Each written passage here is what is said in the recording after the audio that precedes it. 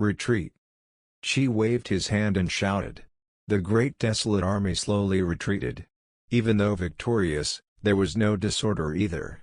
Facing this first victory, there was no excitement and thrill for the great desolate army. Today's opponent was not much stronger as compared with those transcendent species of previous alien conquests.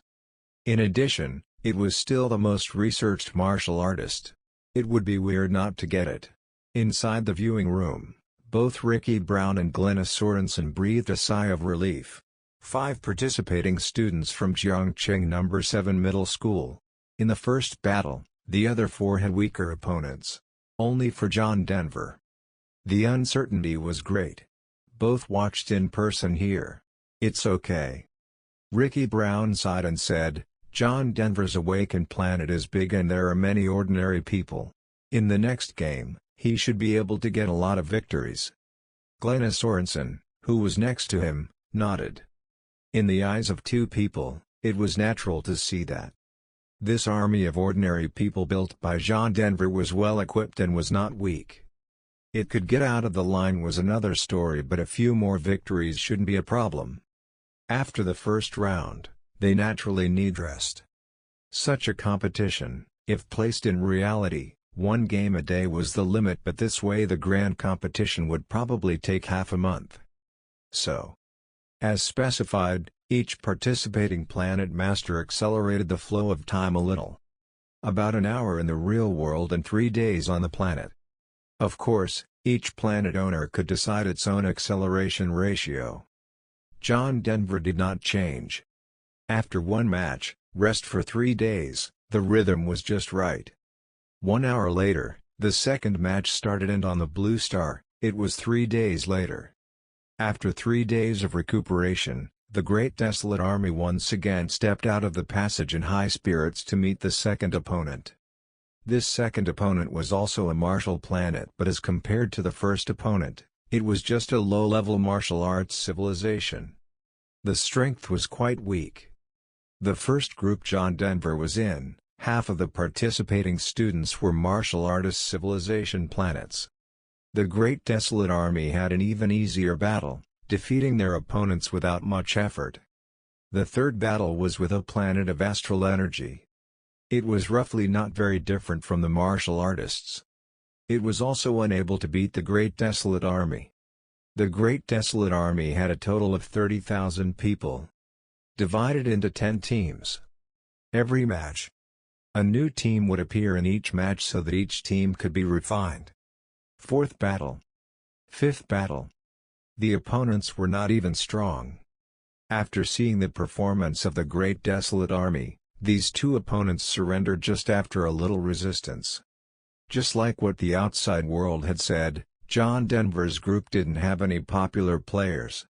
In the 6th battle, the Great Desolate Army met a tricky opponent. This was an alien beast civilization planet. So-called exotic beasts were just uncommon transcendental monsters. Like the slimes encountered in the previous training of the Great Desolate Army. It could be called a beast. The extraordinary species of this beast planet was an ugly creature called golem monster. Their physical strength was not strong, but they had strong spiritual power and they were able to talk. They could confuse people with words. Many soldiers of the Great Desolate Army were caught off guard. They were actually controlled by this golem. Instead, they turned their heads and attacked their comrades. Fortunately, the teammates around them found out in time and immediately stopped their actions. This caused no casualties. Golem monsters could also drill holes in the ground. They usually stayed in the cave. Only occasionally did a head come out. It was hard to defend. Therefore, the Great Desolate Army did not dare to act rashly. Fortunately, there was the Transcendental Research Team. After a series of trials and observations, soon, there was a team member, who discovered the fatal weakness of the golems. This fatal weakness of the golem monster was discovered by accident. It was greed. Extreme greed. They were even more greedy than the legendary dragons. Once they would see the shiny gems or gold coins, these golem monsters wouldn't walk away. For a piece of gold, they would even fight with their own companions. Taking advantage of this, Xia rushed to transport a batch of yellow and orange gold coins and crystal-clear gems from the Xia Kingdom's treasury and threw it to the opposite field with a stone thrower. Next, let the Great Desolate Army retreat some distance. Sit back and wait for these golem monsters to fight. As expected, there was no external threat. These golem monsters' sanity was completely outmatched by their nature. They crawled out of the cave and bounced straight on the gold coins and gems on the ground. The Great Desolate Army was also based on the number of heads of golem monsters. They controlled the number of gems and gold coins. Some of the golem monsters who didn't grab it had the coveted look. Soon, they started to fight. One member of the Transcendental team came up with an even better idea. Just let the archer hang the gold coins on the arrows, then shoot it out. Surprisingly, these golem monsters didn't dodge at all. Instead, they used their hands to try to pick off the gold coins from the arrows. Even though several golem monsters got shot, the other golem monsters also remained the same. The opponent in this battle was the first to suffer. He surrendered directly. For one gold coin, the battlefield was full of foolishness. It was really too humiliating. This DM. Who could stand it? But there was no way around it. Who told him that the initial energy he transformed was the most suitable for cultivating these greedy monsters? Of the first 6 matches, these golem monsters were the trickiest of all. If it wasn't for the fact that a scholar had discovered the weakness of the golem monster, the Great Desolate Army would probably have to pay a heavy price.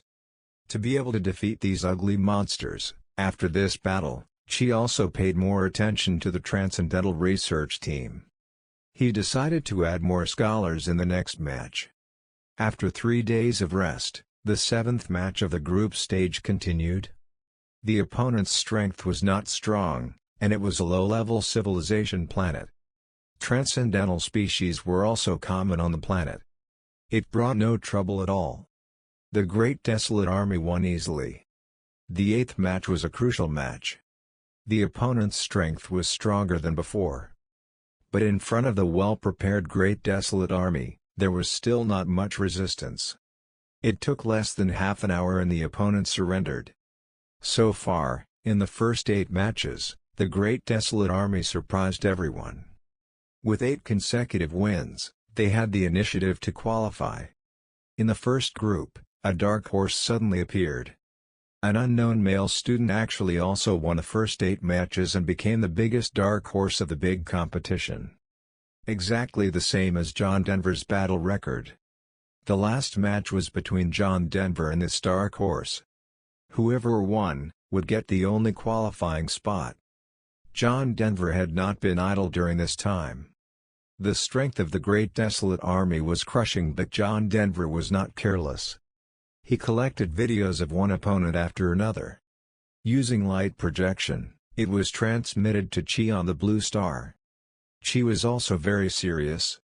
During the rest time, he was leading the Transcendental research team to watch these videos over and over again. At the same time, matches of other groups were also almost near the end. The situation of many groups was already very clear. Not as big as the first group to watch. Near the end of the afternoon, the 9th match was the last game officially started. Inside the viewing room, there were a lot more teachers gathered around. Everyone was concerned about who could get the only qualifying spot in the match between John Denver and this big dark horse. Unlike before, this time, all the teachers put away their contempt for John Denver. They began to discuss seriously. This student named Ben Pleiss, whose awakening diameter is less than 25 kilometers, can actually create such a powerful race. I am very optimistic about him, a teacher said. Many teachers nodded in agreement because there were already 8 games ahead. Everyone knew the situation of the planet of the biggest dark horse Ben Pleiss. He had an intermediate civilization. He was still cultivating an intermediate civilization, an extremely rare and powerful race. The serpents. It impressed many people. Of course, there were also people who were optimistic about John Denver. Inside the viewing room, Ricky Brown and Glenna Sorensen were already standing, waiting for the match to start. At the same time, the situation of the other 4 students of Jiangqing No. 7 Middle School had basically settled. Maya Harris was ranked 6th in her group. She was standing out, her strength crushed the crowd. She quickly won 9 games in a row and easily got the qualifying spot. As for the average strength of Sullivan Nesby and the square-faced boy, they won less and lost more in the group. They had been eliminated early. Jun Hao, whose diameter of the awakened planet was similar to Maya Harris's, was not so lucky and was classified as a recognized death team. In the beginning, it was also smooth sailing, singing high. The first 6 games were all wins, but in the 7th and 8th match, he consecutively lost to the 2 geniuses of No. 1 Middle School and Jinyao Middle School. In this way, they lost their chance to qualify. Now, the only hope that remained was on John Denver. Outside the battle room, John Denver met Ben Pleiss, the big dark horse in the same group. A skinny guy. Ben Pleiss just glanced at John Denver. There was a hint of arrogance in his eyes. He went straight into the battle room. John Denver smiled slightly. It was not taken to heart. So what if the awakened planet is of average diameter? Ben Pleiss sat on the chair in the battle room, clenched his fists slightly, and thought to himself, Ben Pleiss can still create a powerful civilization. Qualifying from the group is just the beginning. My goal is the winner of this grand competition. Ben Pleiss's eyes showed a trace of pride and confidence. On John Denver's side, he did not think too much. All attention was placed on the great desolate army who was about to enter the arena. This time the opponent's match video, John Denver also sent it to Chi. Because the opponent was not easy. Chi had only 3 consecutive days. He was discussing strategies with the research team. Soon, passage opened. The great desolate army entered the arena with ease and familiarity. The competition followed. Officially started. The venue for this competition was a desert. John Denver was a little surprised when he saw that. The venue was immediately drawn. John Denver could only lament that the other party's luck was really good. Because desert terrain was very favorable for the serpents. It could be said that it was a natural home for them. On soft sand, it was difficult for unusual creatures to walk. But for the serpents, it was smoother than flat ground. When a giant snake man with a giant snake tail, a human head and a snake body appeared in the desert, the faces of Ricky Brown and Glenna Sorensen in the viewing room couldn't help but change slightly. It turned out to be desert terrain. John Denver is in trouble now. The strength of the serpents in the desert should at least be increased by 2 folds. This battle is difficult. There was a lot of talk among the teachers. John Denver was also observing these serpents. Their body shape was huge. It was up to 3 meters or more. The surface was covered with thick blue-black scales. Under the glow of light, there was a hint of danger. A long snake letter spied out from their mouth. It was intimidating. The number was even greater. With a glance over, there were around 300 heads.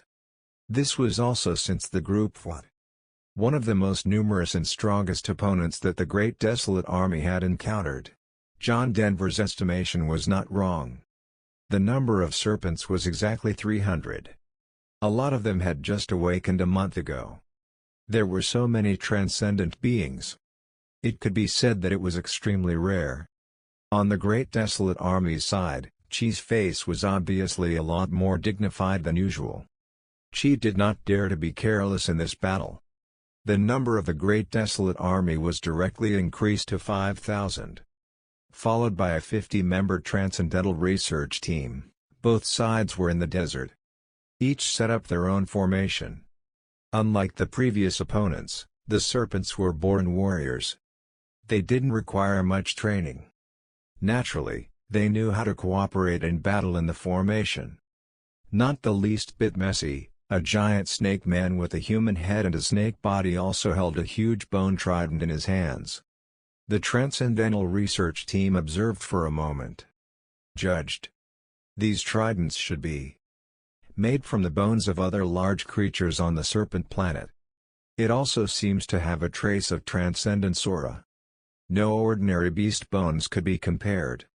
A huge body of up to 3 meters tall plus the giant trident that was almost as tall as the snake's body. The oppression given to the Great Desolate Army was unprecedented. The Great Desolate Army followed the previous way of fighting. Foremost was giant shield formation. Behind it was the spear formation. After the spear formation, it was the largest number of archers. This was also the main killing power. There are actually weapons. Chi frowned slightly. A group of scholars from the Transcendental Research Group also frowned one by one. Warriors of the Serpents. Ben Plyce's voice rang out over the giant snake men, saying, "Kill them. Smash these weak Malans." On this serpent planet, Ben Plyce directly transformed into a god, guiding the growth and cultivation of all the serpents from above. The serpent was another race that worshipped gods. Ben Plyce's order was very compliant. Immediately, a giant serpent man who was dragging his huge snake tail, glided quickly across the sand. The sandy surface was soft enough to trap an ordinary person. The snake man walked on it. Yet it was easier than flat ground. "Release the arrows," Chi personally commanded. Arrows shot out in an instant, flying towards the fast-approaching giant snake man. A team of 3,000 archers collectively fired a rain of arrows. All the enemies fell like locusts, in the previous 8 matches. That was the most famous killing move of the Great Desolate Army. Many teachers were a little stunned by this. However, faced with this terrible rain of arrows, these huge snake men were not anxious. They stopped moving forward. Then they lowered their head. The snake's head and the thick blue-black scales on its back were exposed. Clang! Clang! Clang! Arrows shot on these blue-black scales made a crisp sound. But it didn't hurt the scales half a point. Due to the smoothness of the scales, some of the arrows just slid away. A round of arrows came down. 3,000 arrows were blocked by the thick blue-black scales on the back of the snake man. Not a single snake was injured or killed. Against your greatest killer, how could I be unprepared? Inside the viewing room, seeing this scene, Ben Plyce sneered, "The scale armor of the snake people is one of their greatest talents. With these ordinary arrows, don't even think about breaking the defense. Arrows. Ineffective." After seeing the snake man's perverted scale armor, Chi immediately made a judgment. With such a perverted defense, it was impossible to take advantage of the number of arrows. Ordinary arrows shot through. It was like a toothpick stabbing a steel plate. No matter how many were shot, none of them worked. It was the first time that unbeatable arrow rain attack lost effect. But there was no panic in Chi's heart. Arrow rain attack. It was also just one of the most common and conventional tactics of the Great Desolate Army. The trump card of the Great Desolate Army was not quite issued yet. We have to use the big killer. Chi's gaze was slightly fixed. The decision was made in an instant. John Denver watched all the videos of Ben Plyce's previous 8 matches. He then conveyed everything to Chi by projection. Chi and the people in the research team studied it for unknown times. For the characteristics of the serpents, various strategies were developed. The snake people's perverted back scales. It was within Chi's expectation. "Prepare the crossbow." Chi waved his hand. At the very back of the Great Desolate Army, 10 big structures covered in cloth revealed their faces. There were 10 large crossbows. In John Denver's previous life, the crossbow was in the age of cold weapons. It was a super-enhanced version of the normal bow. Its power was immense. A crossbow was able to span distances of hundreds of meters. It was then nailed into the thick wall. These were the Xia Kingdom's crossbows. The craftsmanship was more mature than in his previous life. It had more power and had more range. Each crossbow could be manipulated with as few as 20 soldiers. On top of the crossbows, the arrows were already filled. These arrows were thicker than the spears of ordinary soldiers. All around, the archery team's arrow rain attack didn't stop there. The main purpose was to cover the firing of the crossbow. They didn't let their opponent find out in advance. Dang! Dang! Dang! The sound of arrows falling on the blue-black scales kept ringing. After the snake people gradually get used to the arrow rain of this intensity, Ben Plies shouted, "Snake warriors, go ahead and kill the opposite side." "Ah!" the leader of the snake people tribe shouted. Immediately, the entire snake people race was boiling with enthusiasm. As they came forward, Chi seized the opportunity and shouted loudly, "Fire!" In an instant, arrows on top of 10 crossbows launched in unison. They were shooting directly at the tall snake people in the front. On a wide battlefield, the lethality of the crossbow was actually limited. But on this small battlefield, the serpents were in dense formation. Plus there was no defense. Feeling a huge cracking sound, the snake head directly bent and used the thick scales on the back to resist. Swish! A huge crossbow's arrow broke through the air and shot right in the back of a giant snake man. There was only a poof sound. The blue-black scales of the snake man were ripped straight open. The huge crossbow arrow penetrated the entire body of the snake man. Even that huge force took this snake man and flew backward. It pounced the snake man in the back really hard. The two snake people couldn't help rolling into a ball. As for the other 9 crossbows arrows, half of them fell short and half of them landed precisely on the snake men. The entire thick scales and snake body of snake people were torn apart. There was a hoarse scream. Seeing this horrible scene, other snake people who were still advancing, stopped in unison. A hint of fear appeared in their eyes. It worked. Chi, on the other hand, breathed a sigh of relief. Not to be outdone by this force, he had been insisting on building such a large-scale destruction weapon that could not see any use at the beginning. Holy shit! What kind of weapon is this? So much power? Actually, it can't be stopped by a snake man with a strong physical body? Inside the viewing room, the teachers were also surprised. Most of what they saw in the past was a showdown between transcendents. Weapons were also relatively monotonous. They had never seen such a large crossbow. Ben Plies in the sparring room clenched his teeth and stared deadly at the crossbows in the Great Desolate Army's formation. There is still such a trump card hidden.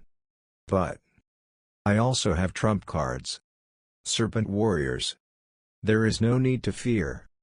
Use your innate divine ability to destroy your opponents. Ben Plies' voice resounded in the sky above the serpents. The look of fear in the eyes of the serpents gradually dissipated. Followed by a few of the largest of these snake men, the pupil inside their snake's eye, gradually turned into a thin line. Within the thin line, there seemed to be some terrifying fluctuations coming out. The soldiers of the Great Desolate Army looked suspiciously at this move of the snake people. Suddenly, in the next moment, in the forefront, the body actually stiffened little by little of the soldiers behind the shield formation. The whole person stood there like a stone, unable to move at all. That tall and mighty soldier suddenly stiffened from the feet to the head. The skin of the body became like a layer of lime. It became gray. Petrification? It's a petrification technique. A snake person of a first-class planet is able to awaken such a natural divine ability? Inside the viewing room, every teacher felt that it was unbelievable.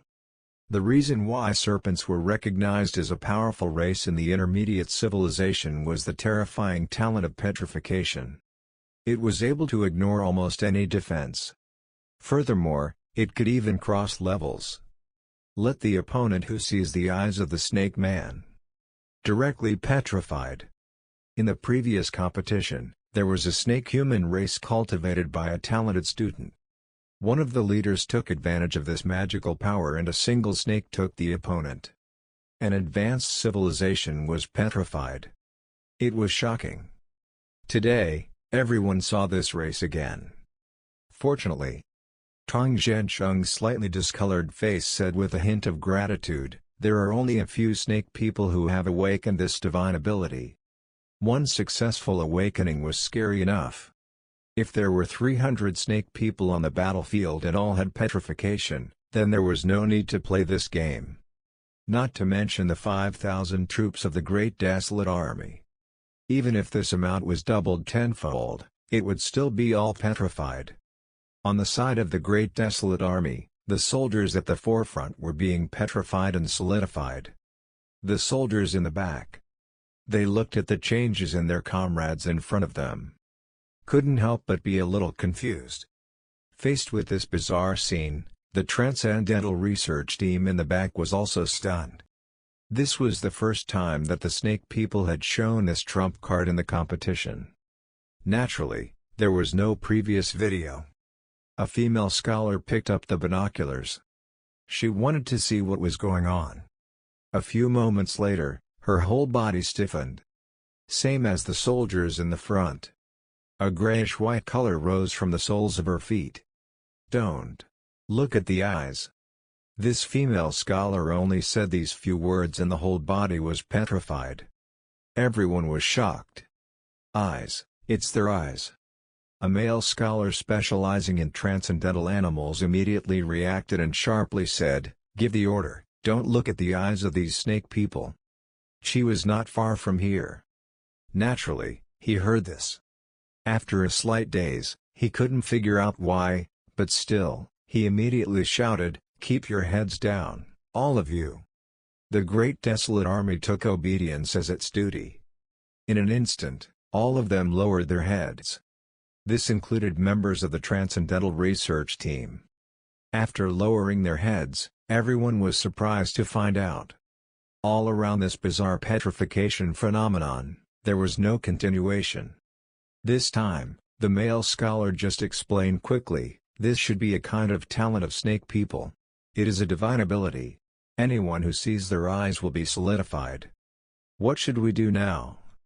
a young scholar asked anxiously. In just a while, among the 5,000 troops of the Great Desolate Army, the front row was almost completely solidified. Some of the soldiers behind were also solidified. "Don't look into their eyes yet," the male scholar said. After a pause, he added, "If we can blindfold them, or if our soldiers don't look at." Speaking of which, the male scholar could not go on. If the Great Desolate Army didn't see the Snake Man, then how else could they attack? Even arrows couldn't be aimed. As for blindfolding the Snake Man's eyes, that's even more impossible. Others also frowned, stumped by the surprise. Fortunately, the leader of the Snake Man on the opposite side was releasing petrification. The other snake people next to him didn't dare to move forward. "Right," a young soldier suddenly said, "we can use the third set of plans that we used to deal with the golem monsters." Chi gave it a little thought, then he remembered. At that time, when they were targeting the golem monsters, there were several options. The one finally adopted, the way to cast gold coins and gems. The third set of plans had not been implemented. "Prepare immediately. Fire attack." Chi made an immediate decision and decisively ordered. Immediately, the large pots were carried up by the soldiers and placed on the projectile. The stone thrower, which had been ready for a long time, started quickly. The big pots were fired. The pots arced through the air. They fell into the snake people's camp at the same time. Crackle! When the very lightly made pots hit the giant body of the Snake Man and broke in an instant, some were pierced directly by the serpents with their tridents. Crash! The kerosene contained inside the large pot leaked out, flowing onto the surrounding desert. The stone thrower in the back continued. Large pots kept pouring over. After a while, on the ground where the snake men were, almost all were penetrated by kerosene. It emitted a pungent smell. "Release the arrows," she ordered loudly. The arrow team was replaced by rockets. In an instant, thousands of arrows were fired. The target was not the snake man on the opposite side. Rather, it was the kerosene on the ground. Puff, puff, puff. A rocket broke through the air. Some were blocked by tridents, but most still fell on the ground.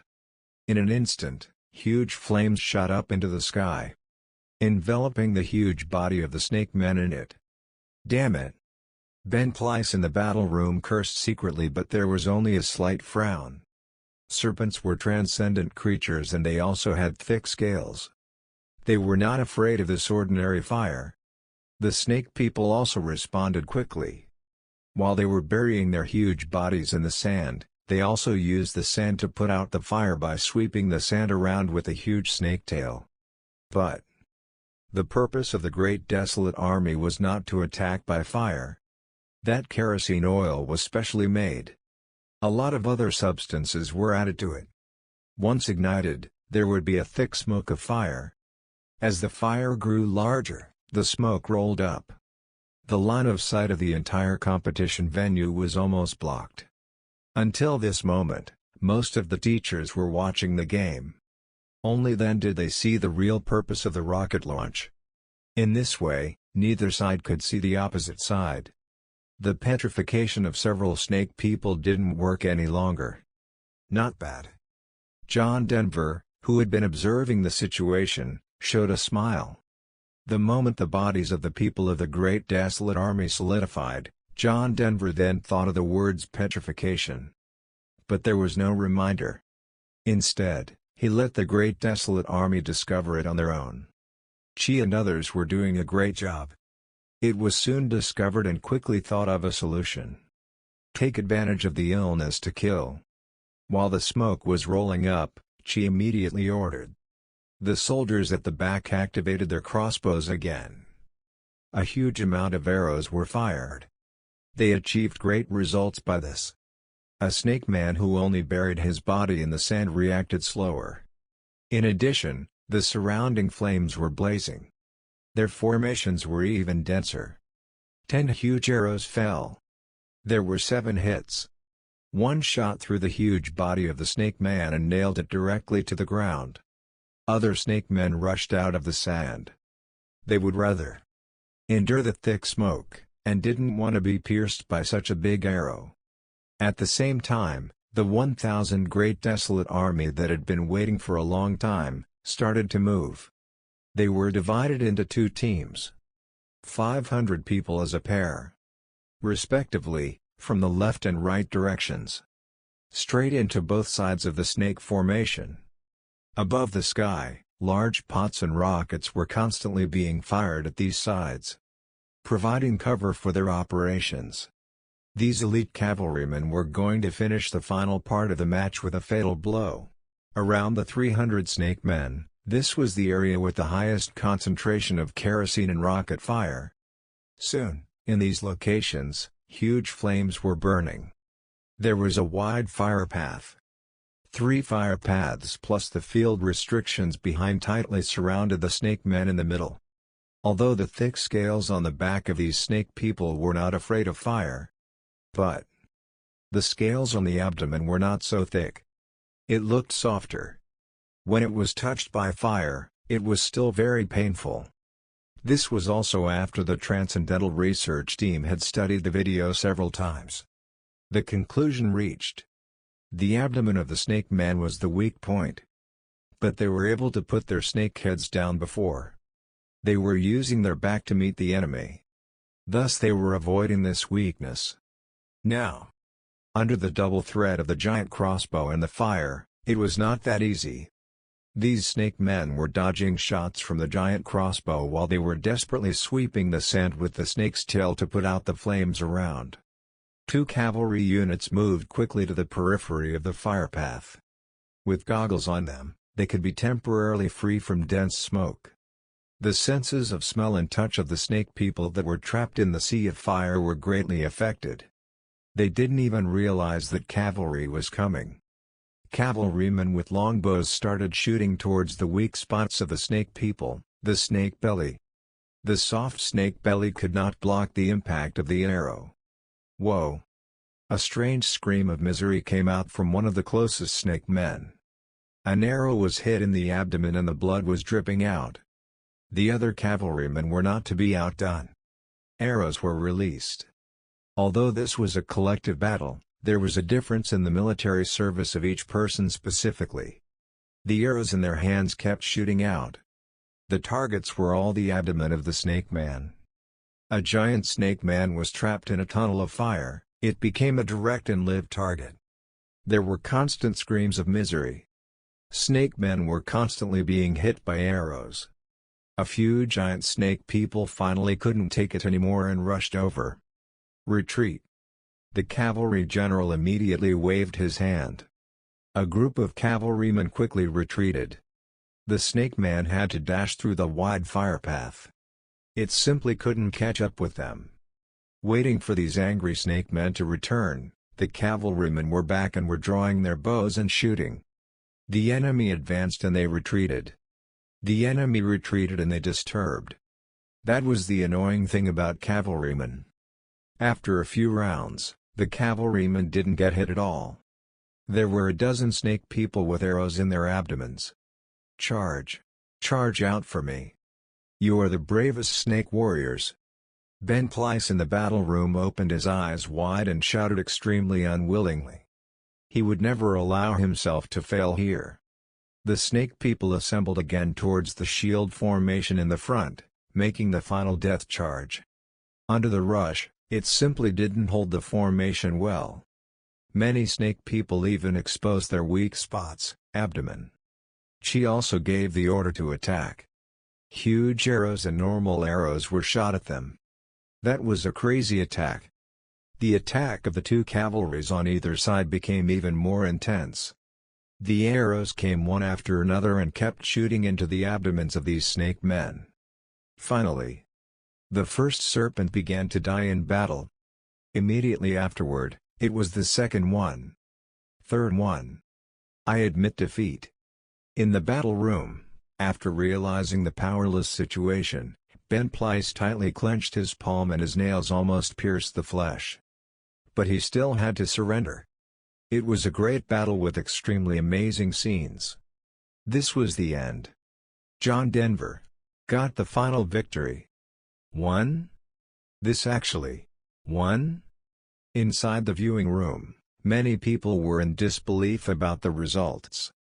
Originally, after the snake man performed petrification, many teachers almost unanimously believed that John Denver would lose.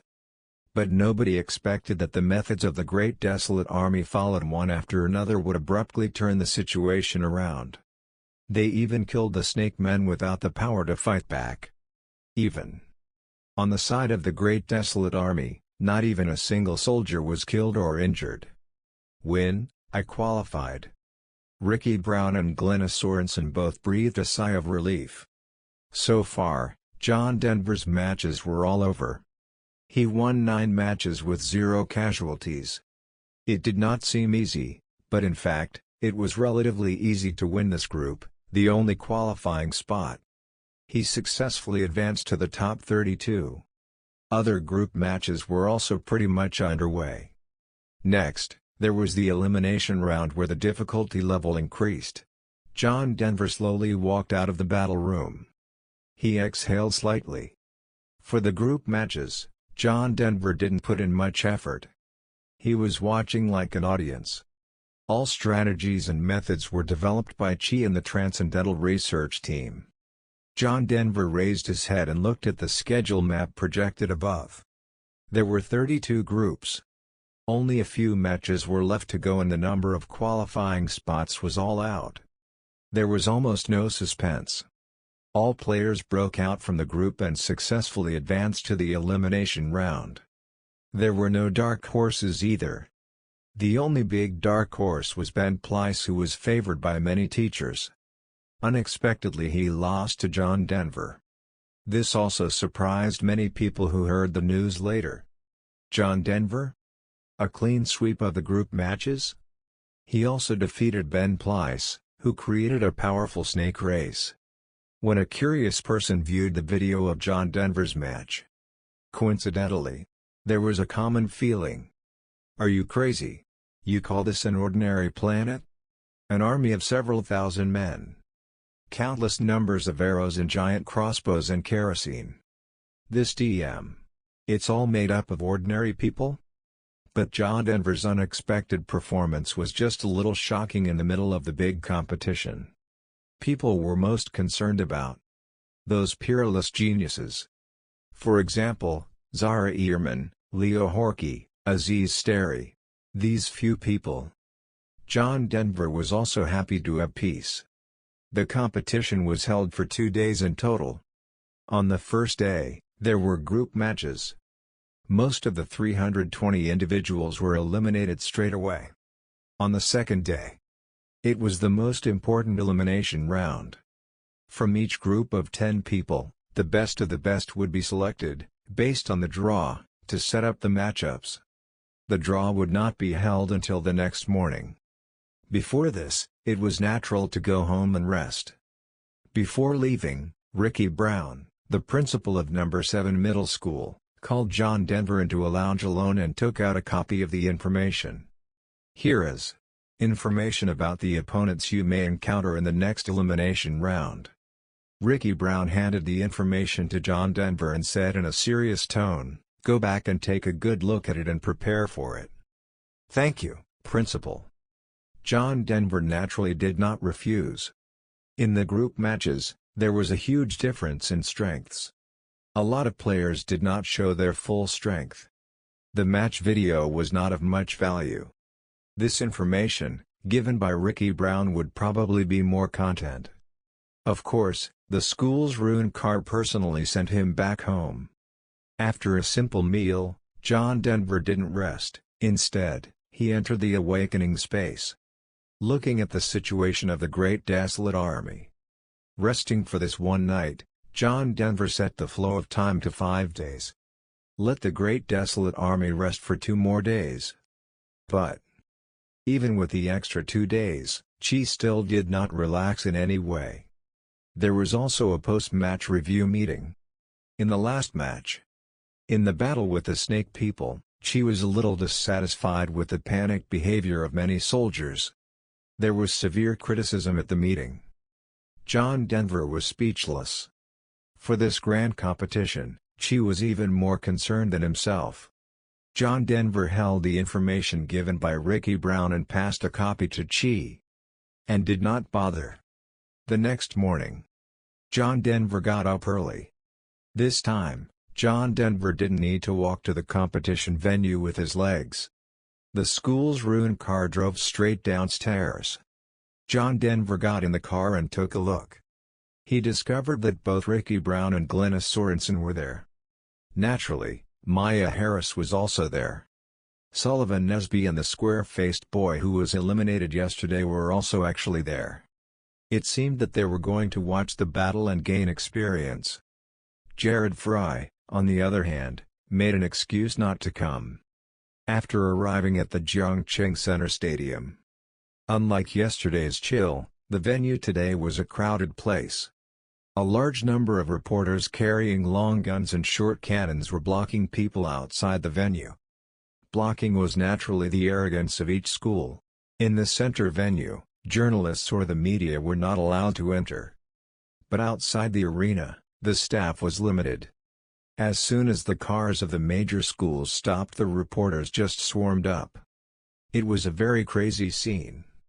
The annual grand competition had a very high degree of attention in Jiangcheng. It was not just journalists, the major powers including universities had also sent people. Today was the elimination round for the top 32. Each one of them was the pride of the major schools.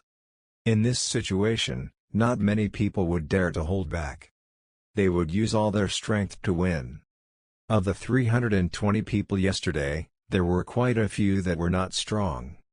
Naturally, they did not attract much interest. However, if they performed very well in the elimination rounds, they might be favored by some forces even if they were eliminated in the end. Leaders and teachers from major schools also came there. In comparison, number 7 middle school seemed rather shabby. John Denver didn't want to pay attention to this. In the venue, everyone was waiting for the arrival of the top 32 players. The first to be held was the drawing ceremony, hosted by the people of the City Lord's Mansion. The school behind each player sent out a teacher to come up on stage to draw lots. According to the rules, the qualifier of the first group, John Denver, was given priority for drawing lots. His opponents were going to be the candidates in Group 31 and Group 32.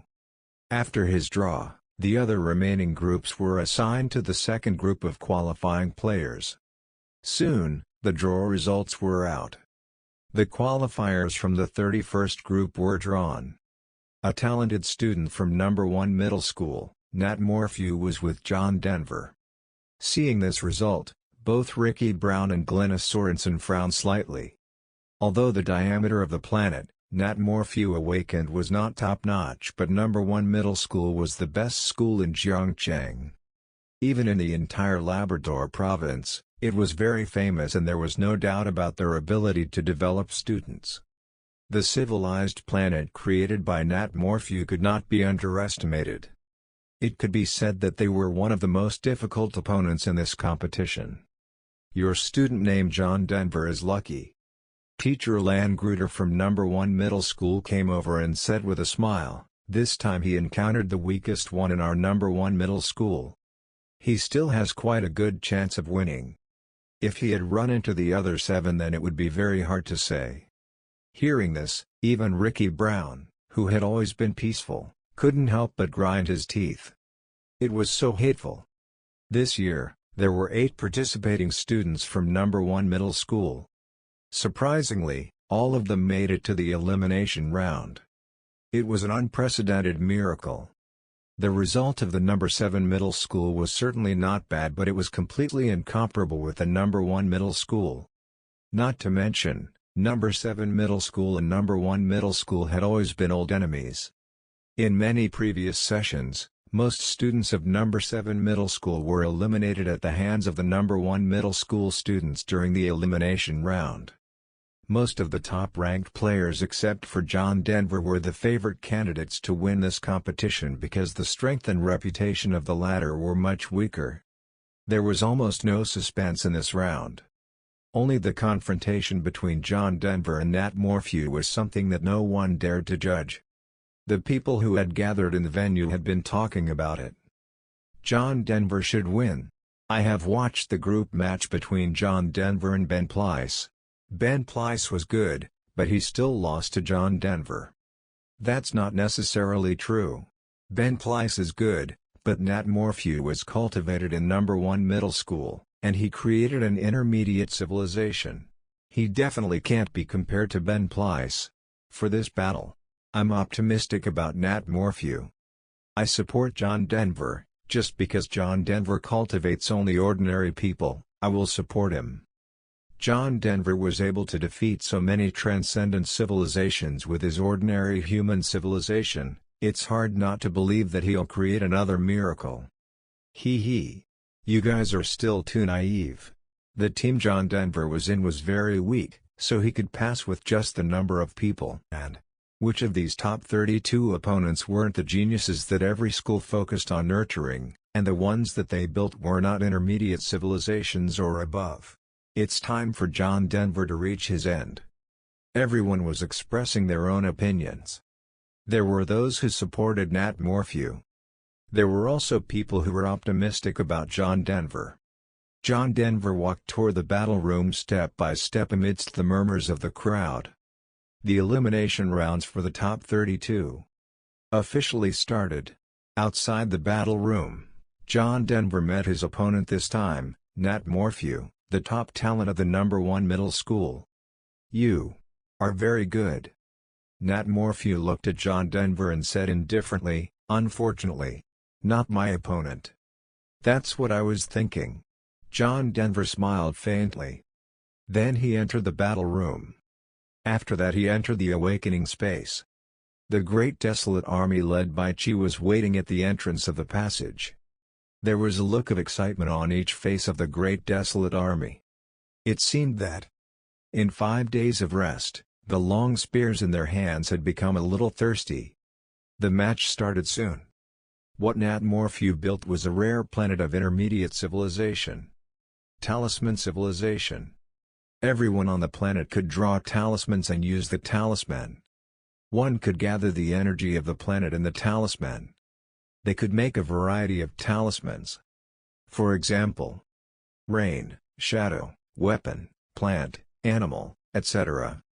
In the group matches, there was also some hidden strength. In the group matches, Nat Morphew only dispatched 200 talismans at most, and when fighting against John Denver, he directly used his trump card. In total, there were more than 300 talisman masters. It had to be said that the students from No. 1 Middle School were indeed different from other schools. The formation was also neatly arranged. There were almost no flaws.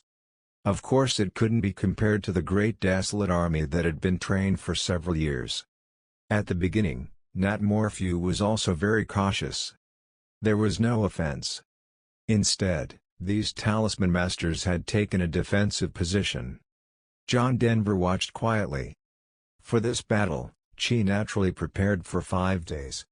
He repeatedly watched the recording of these talisman masters, looking for the opponent's weaknesses. As for 100 or more talisman masters, that was not the point anymore. After analyzing, the people of the Transcendental Research Team judged Talisman Master by the formation. There were basically no weaknesses. If I had to say there was, that would be these Talisman Masters who had just started. The talisman power they made was not very strong. It was slightly stronger than ordinary arrows. But that's all. After some discussion, Chi decided to change his previous strategy. In this battle, they took the initiative to get each team of soldiers in front. All of them were hanging a giant shield. The soldiers pushed their shields and slowly approached the talisman masters. The archery teams behind them were shooting wildly for cover.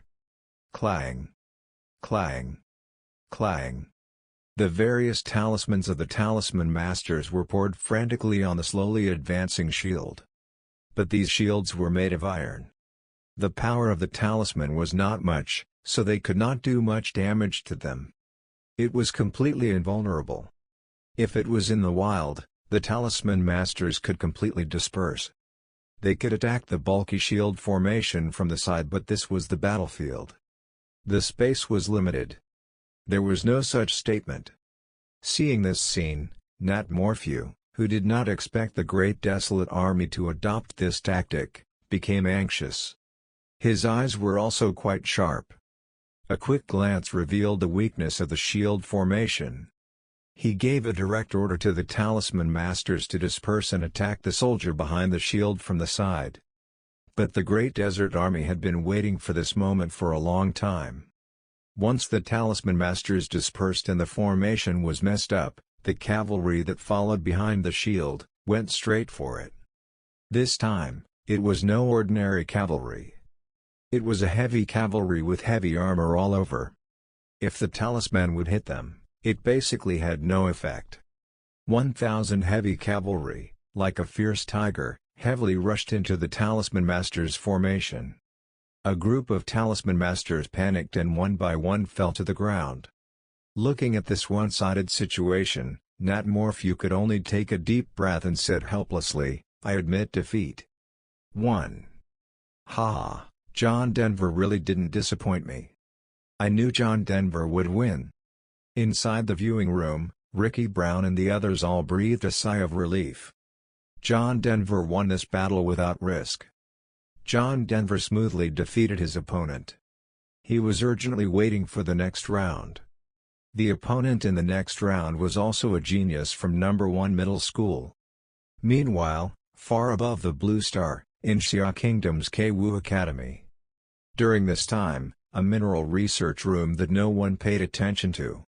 A scholar named Stefan Varland. Through long years of research on minerals, a major discovery had been made. He came up with a concept called elements, when Xia led the Great Desolate Army to participate in the Great Competition.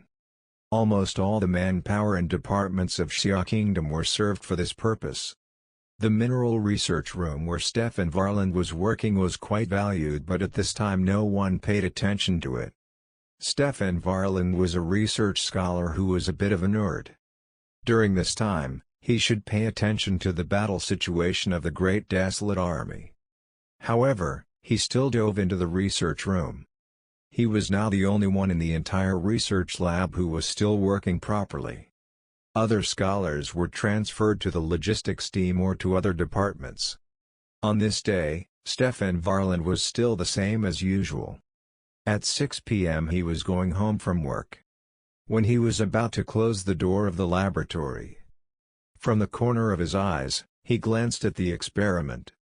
A piece of metal iron held in a glass vessel, under the light from outside. It gave off a faint light. This ray of light shone into Stefan Varland's eyes. His brain suddenly lit up when he saw that. All along, research and speculations about the origin of matter had been carried out. Because of John Denver's 6 questions, she also took it seriously. The term element had long been proposed. However, for a long period of time, many scholars of the Xia Kingdom regarded elements as simple substances that could not be further divided by chemical methods. Those substances that could not be decomposed again were called simple substances. They called it an element. It confused or equated the concepts of element and elemental substance. Their understanding of the origin of material composition was solved through observation or speculation on objective things. Then the rise of experimentation came. Some experimental data on material changes had been accumulated. It was only from the results of chemical analysis that the concepts about elements or elemental substances were initially addressed. What Stefan Varland did was such a boring job. It was mainly the study of various metals. But due to the lack of precise experimental materials, this issue had also not been resolved. For example, elemental oxygen and oxygen were not the same things. The former was the element. The latter could be regarded as a single substance. And now the Xia Kingdom regarded oxygen as an element. But Stefan Varland was an exception. All along, he had studied not only metals but also oxygen, nitrogen, sulfuric acid and so on. Long-term research and experimentation let Stefan Varland think this division was not precise. Looking at the dim light emanating from the metal iron, Stefan Varland suddenly realized. He thought of the biological cells he once saw under the microscope.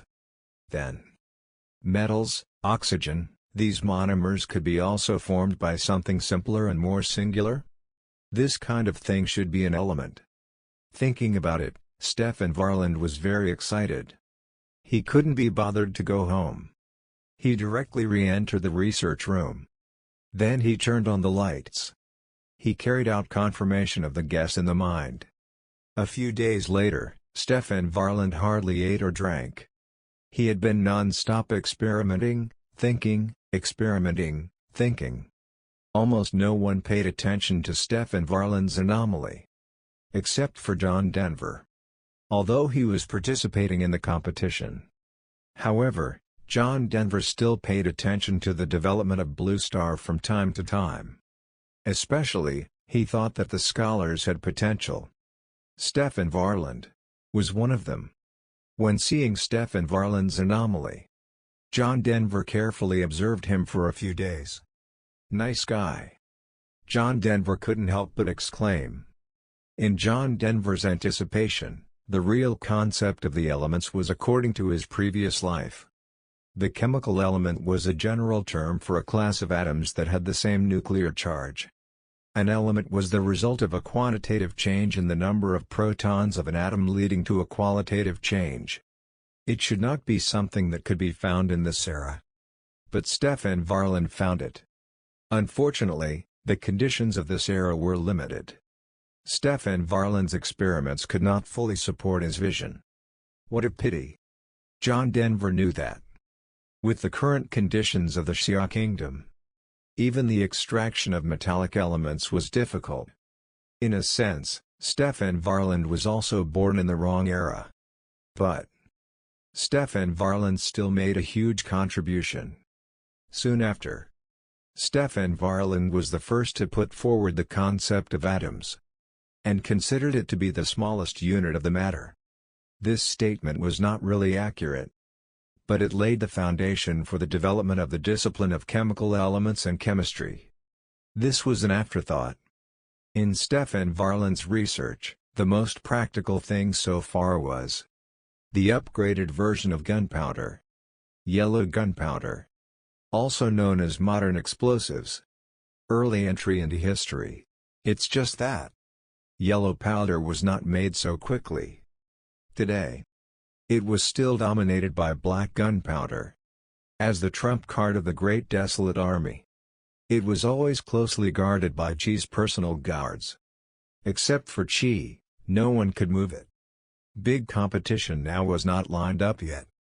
Because, after advancing to the quarterfinals, the next opponent was still from number 1 middle school, a genius favored by many teachers.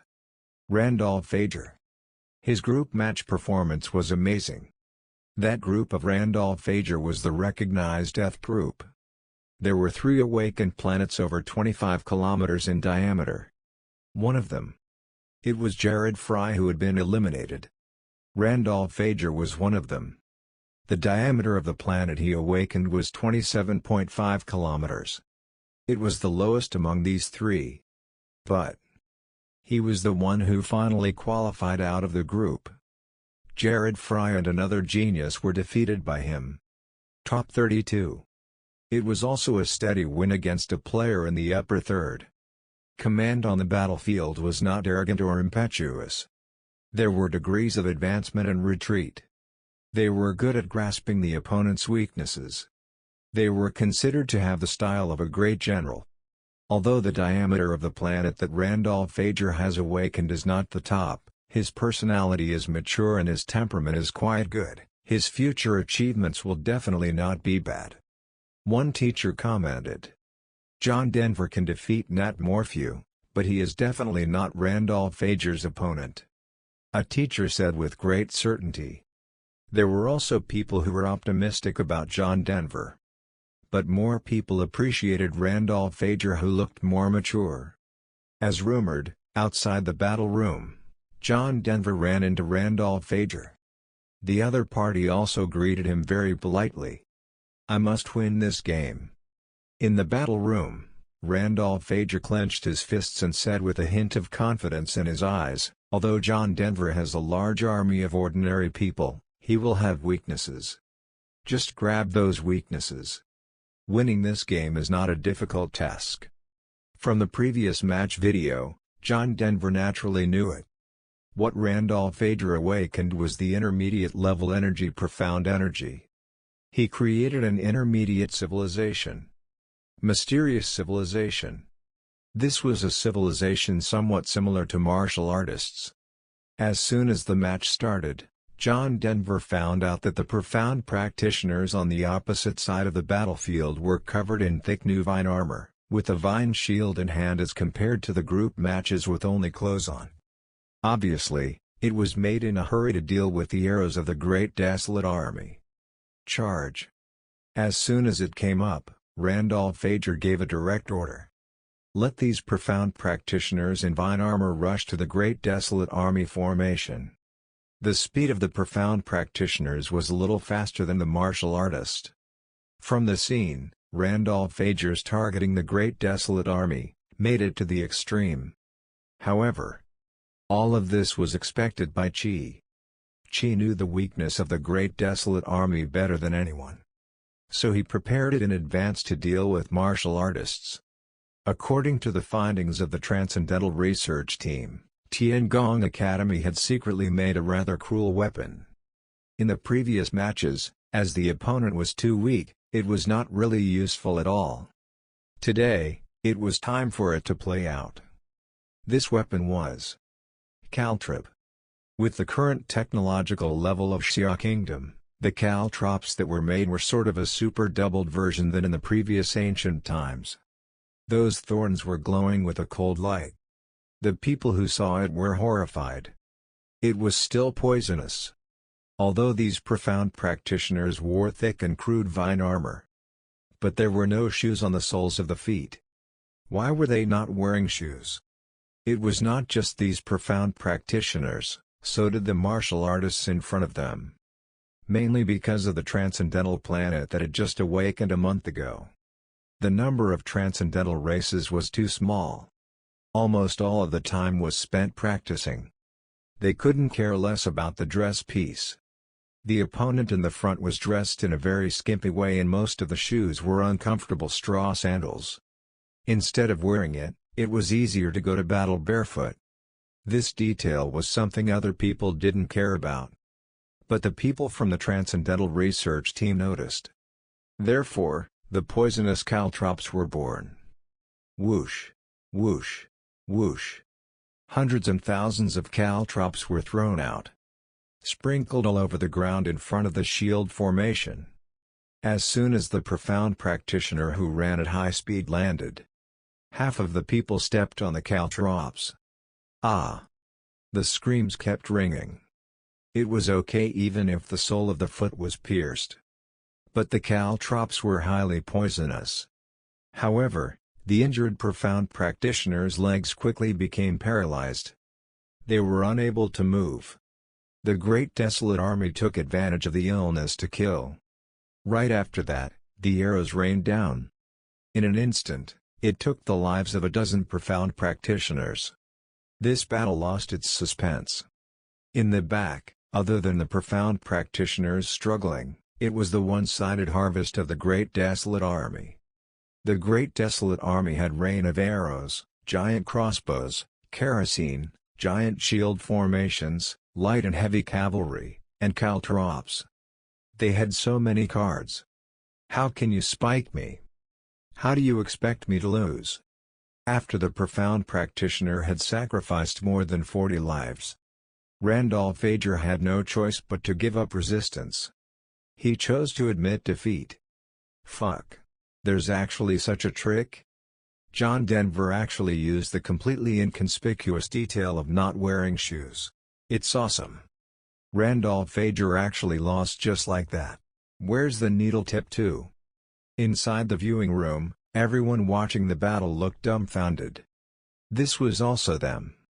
For the first time, they felt the amazing skills of the Great Desolate Army. It was a complete IQ suppression. As for the teachers of the number 1 middle school, there were slight tears in the corners of their eyes. Before, they had constantly bullied others by relying on techniques and tactics. But they didn't expect that there would be a day. They were also crushed by others in the same way. Walking out of the battle room. Meeting Randolph Ager again, Randolph Ager didn't say hello. His face was gloomy. Mature personality? Bullshit. That was on the premise of always winning. Under Randolph Ager's delicate appearance, he was also a very arrogant person on the inside. He couldn't accept his own failure. John Denver, on the other hand, returned to the lounge and waited for the other matches to finish. According to the rules of the grand competition. For the top 16, there were a total of 8 matches. Each of the matches was held at the same time. After all, the matches were over, the next round would take place. The match between John Denver and Randolph Ager was recognized as the most suspenseful. But no one expected that it would end so quickly. Inside the viewing room, seeing Randolph Ager surrender, the corner of Glenna Sorensen's mouth curled into a smile, and he said, "John Denver's luck is really good. If it wasn't for the number 1 middle school students, I'm afraid it's not that easy to pass." Hearing this, the face of Langruder in number 1 middle school became a little ugly. The other teachers almost laughed out loud. Earlier, after the results of the elimination round draw, Langruder once mockingly said, "John Denver's luck is good, He actually ran into students from our number 1 middle school. He should be able to win easily. Now. Sure enough, he was caught by him. Two of the number 1 middle school's top geniuses. One after another, they were cut down by John Denver. The process was exceptionally easy. It took almost no effort. Not long after that, other matches had also ended. The results were no surprise. Exactly as many teachers predicted. Several favorites were victorious and took a spot in the top 8. So far, the top 8 list was out. John Denver from number 7 middle school. Zara Ehrman from number 1 middle school. Ian Breme from number 3 middle school. Graham Ellicott from number 2 middle school. Aziz Stary from Jinyao middle school. Maya Harris from number 7 middle school. And the other two were talented students from number 1 middle school. Especially the first 6. The most popular. If we talk about the previous top 16, they were still strong and weak. But today's top 8 were the strongest matchup. It was hard to predict the winner. Fuck, the first 5 are all super geniuses who have awakened the planet more than 30 kilometers. Maya Harris, who is ranked 6th, is also not far behind and is said to have awakened an advanced civilization. Except for the latter two, which are slightly weaker. The former are all demons. This time, John Denver easily crushed everyone along the way. Some people had also ranked him in the demon class. This is going to be a good show. There are 4 groups of top 8 matchups, and 2 of the top 6 super geniuses are bound to be grouped together. Were you taught math by a gym teacher? Not 2. But 2 teams. There must be 2 teams that are strong. It's so exciting. Zara Ehrman, Graham Ellicott, and Maya Harris are all my favorite players, but 2 people must be eliminated in this round. Look at the top, the match table has come out. Hearing this, everyone looked up. The leaders and teachers of various schools also looked. The projection above the matchups for the top 8 was already out. After the 32 draw, the next matchup was pretty much straightforward. For John Denver as the number 1 player, the matchup was bound to be against a player from the bottom half of the field. This time it was not by draw. Instead, it was based on the time each player ended the match in the previous round. To determine the top and bottom half of the rankings. For example, John Denver was the first to finish the match. Then he would face the last one to end the match in the bottom half. Zara Ehrman was the second fastest to finish the match. She would play against the second to last finisher in the bottom half. And so on. The matchup was clear. John Denver versus Maya Harris. Zara Ehrman versus Kalam Mahadi, also from the number 1 middle school. Jacoby Shar versus Yunus Shroff, also from number 1 middle school. Graham Ellicott versus Aziz Stary. See this exciting matchup, there was an uproar. Conversations erupted. Wow. Graham Ellicott actually collided with Aziz Stary. That's so exciting. One is the strongest genius of the 2nd middle school and the other is the strongest genius of the Jinyao middle school. One is bound to be eliminated in this round. It's exciting just thinking about it. Jinyao middle school and number 2 middle school, only one school can make it to the semifinals. Hee. There is something to see. I think the showdown between John Denver and Maya Harris is even more exciting, the civil war of the number 7 middle school. Both of them crushed everyone all the way. It is said that Maya Harris also left a very strong trump card. This game must be good. Hi. Graham Ellicott and Aziz Stary, John Denver, and Maya Harris. I want to watch both, but I don't know which one is better.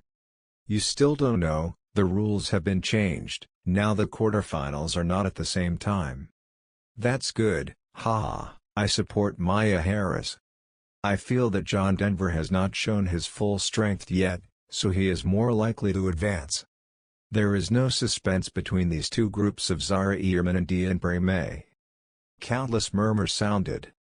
The place was buzzing. Everyone was arguing about this strong matchup of the quarterfinal.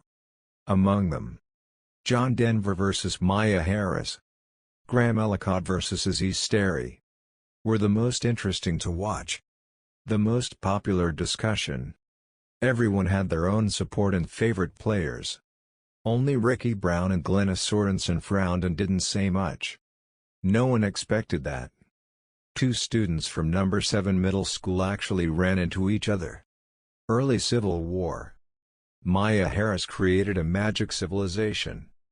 Glenna Sorensen said somewhat helplessly, "Low-level magicians need a long chanting time to release powerful spells, so in the match just now, Maya Harris took the longest time.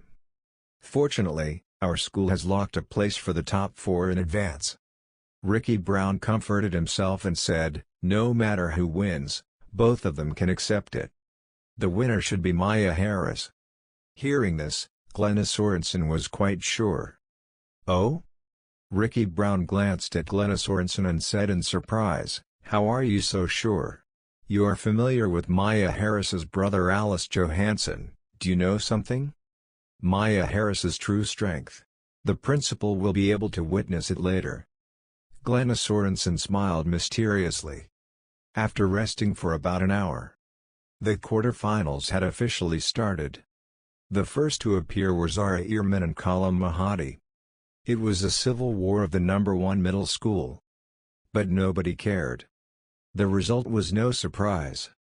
As a player from the same school, Lin Kwayong-fei naturally knew the trump card of Zara Ehrman. The match didn't take long. Just surrender and admit defeat. Zara Ehrman won easily.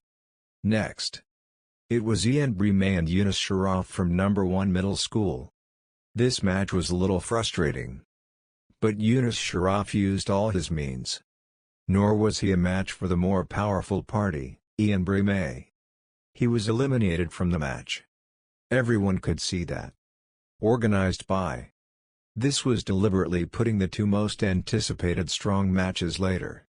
At last, the third matchup, Graham Ellicott vs. Aziz Stary's battle of geniuses, was here. Both of them transformed high-level energy. It was also a high-level civilization planet. The strength was extremely close. The scene of the match was like Mars hitting the Earth. It was very intense. After nearly 3 hours of a fierce battle, in the end, Graham Ellicott was better. He was very thrilled to win this match. Next, it was the top priority. The battle that received the most attention and anticipation in the quarterfinal. John Denver vs. Maya Harris. Civil war of the number 7 middle school. It was not just teachers at major schools. Even some of the leaders came. Because Maya Harris's brother, Alice Johansson from Deongsing University, was also here. Watching Maya Harris's match in person, many people had heard about it. Alice Johansson will be the recruiting teacher of Deongsing University this year. So, one by one, everyone was taking advantage of this opportunity. They came up to pull the strings and get close. This battle should be more exciting, but there will be no suspense in the outcome. Maya Harris's magical civilization is too powerful. Although John Denver has many people, he can't stop the powerful magic. No matter how many ordinary people there are, in the face of powerful spells, they can only be cannon fodder. Unlike the onlookers outside, all the teachers with sharp eyes were more optimistic about Maya Harris. Ching ching, this time. You have to give it your all, don't be careless. Inside the lounge, Alice Johansson said to Maya Harris, who was about to go into battle. "Understood, brother, you have emphasized this sentence several times." Maya Harris said impatiently, "The lion fights the rabbit with all his strength. This time, I will show all my cards, which is a respect for the opponent who broke Jiang Qing's record." Soon, the competition officially started. On the side of Maya Harris, the first to appear was 400 noble magicians. As compared to the previous competitions, there were 100 more. This was Maya Harris's trump card. The passage was not closed. Inside, another bunch of figures appeared. When people saw them, everyone was shocked. Holy shit, this. No way? This. How is this possible? Unbelievable. I actually managed to meet such a demonic genius again. Even the always calm Ricky Brown and Glennis Sorensen were all shocked for a moment. P.S. The classification of civilizations in the universe. The first level of civilization, planetary civilization. This was the lowest level of civilization. Our human civilization was climbing this level. It should be in the intermediate stage. Not only was this level of civilization able to travel freely in space beyond the gravitational constraints of the home planet's continent, but at the peak of this level, it was also able to explore and establish colonies and living research areas on other planets. Medical technology would also be a great breakthrough. Most of the genetic control range of diseases could be completely cured, and the basic laws of the universe and initial controlled nuclear fusion technology were also mastered by it. Second-level civilization, stellar civilization. Civilizations at this level were able to build devices similar to Dyson spheres to perfectly collect stellar energy, and humans at this stage basically had no energy crisis. Not only that, in terms of aerospace technology, stellar civilizations were able to conduct preliminary exploration between galaxies and were able to send scientific manned spacecraft to other stars.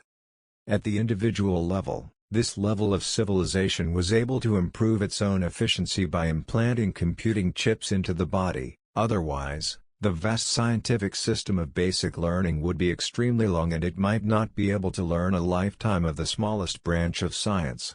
Basic known diseases would be completely cured and the average human lifespan would reach 200 years. Not only that, but there was a certain probability that alien civilizations would meet and intersect when exploring across galaxies. Third-level civilization, galactic civilization. Civilizations at this level had fully realized travel between galaxies and were able to establish colonies in suitable galaxies. Not only that, civilizations were able to send superprobes across the galaxy, for example, from within the Milky Way to Andromeda. The science and technology tree of this civilization was more luxurious, and the classification of science was more refined. For the development and inheritance of science, the number of scientists in this civilization needs to be based on at least 10 billion. In order to learn more efficiently, the general chip was no longer enough for the individual of civilization. Civilization may directly modify the DNA of the individual to realize the strengthening of the body from the bottom. At this time, there would be extensive collisions and exchanges between different galaxy civilizations, and ordinary energy could no longer meet the development of cutting-edge science. The fourth level of civilization, the river system civilization. This level of civilization was able to conduct large-scale cross-river tourism and even high-latitude exploration. This stage was already unimaginable for human civilization at this stage. But they should have been freed from the shackles of the flesh, and they could obtain the civilization of the entire galaxy to carry out interstellar warfare at the river level. Fifth-level civilization, dimensional civilization. Civilizations of this level were able to travel across dimensions and multidimensional space was no longer an obstacle for them. They already had unlimited energy sources. The survival of this civilization was completely guaranteed. War and aggression may disappear completely, and their only goal was to explore other universes. The sixth level of civilization, cosmic civilization. Cosmic civilization had completely mastered all the physical laws of this universe and could apply them flexibly, and causal weapons may have appeared. Distance and dimension were no longer obstacles for them, and they could even travel across universes. In a sense, this civilization could be said to be omnipotent in this universe, equivalent to the role of God. They were the rules themselves. Seventh level of civilization. This level of civilization was beyond our imagination. Perhaps no civilization could reach this level. Perhaps it was no longer suitable to describe it as civilization. They were no longer created by the universe, but they were creators of the universe themselves. Perhaps countless civilizations lived in the cage created by them. In this battle with Maya Harris, John Denver was naturally prepared. He watched all previous match videos of Maya Harris. John Denver used the projection method to send it to Chi. What Maya Harris transformed was high-level energy, magic power. It was also an advanced civilization, magic civilization. Magic civilization. In advanced civilization, it was an extremely powerful one. The magic cast by the magicians had a huge power, like destroying the world. Although Maya Harris's diameter of the awakened planet couldn't exceed 30 kilometers. It was not as good as people like Graham Ellicott, Ian May, Aziz Stary. But the civilization created was much better. This was also the case with many teachers. The reason for the unanimous favorable view of Maya Harris was in front of the magician. Especially in front of the 400 magicians owned by Maya Harris. Although the number of the Great Desolate Army was large. But it was not a match. It was the high explosive and powerful force of magic. There was a 3-day break from the end of the previous match to this one. Chi barely rested so much. His mind was completely focused on how to deal with those terrible spells of the magicians. In the Transcendental Research Team, there were 50 people in total. All of them were devoted to the study of magic. Chi did not dare to be careless about this one. 20,000 troops were dispatched directly.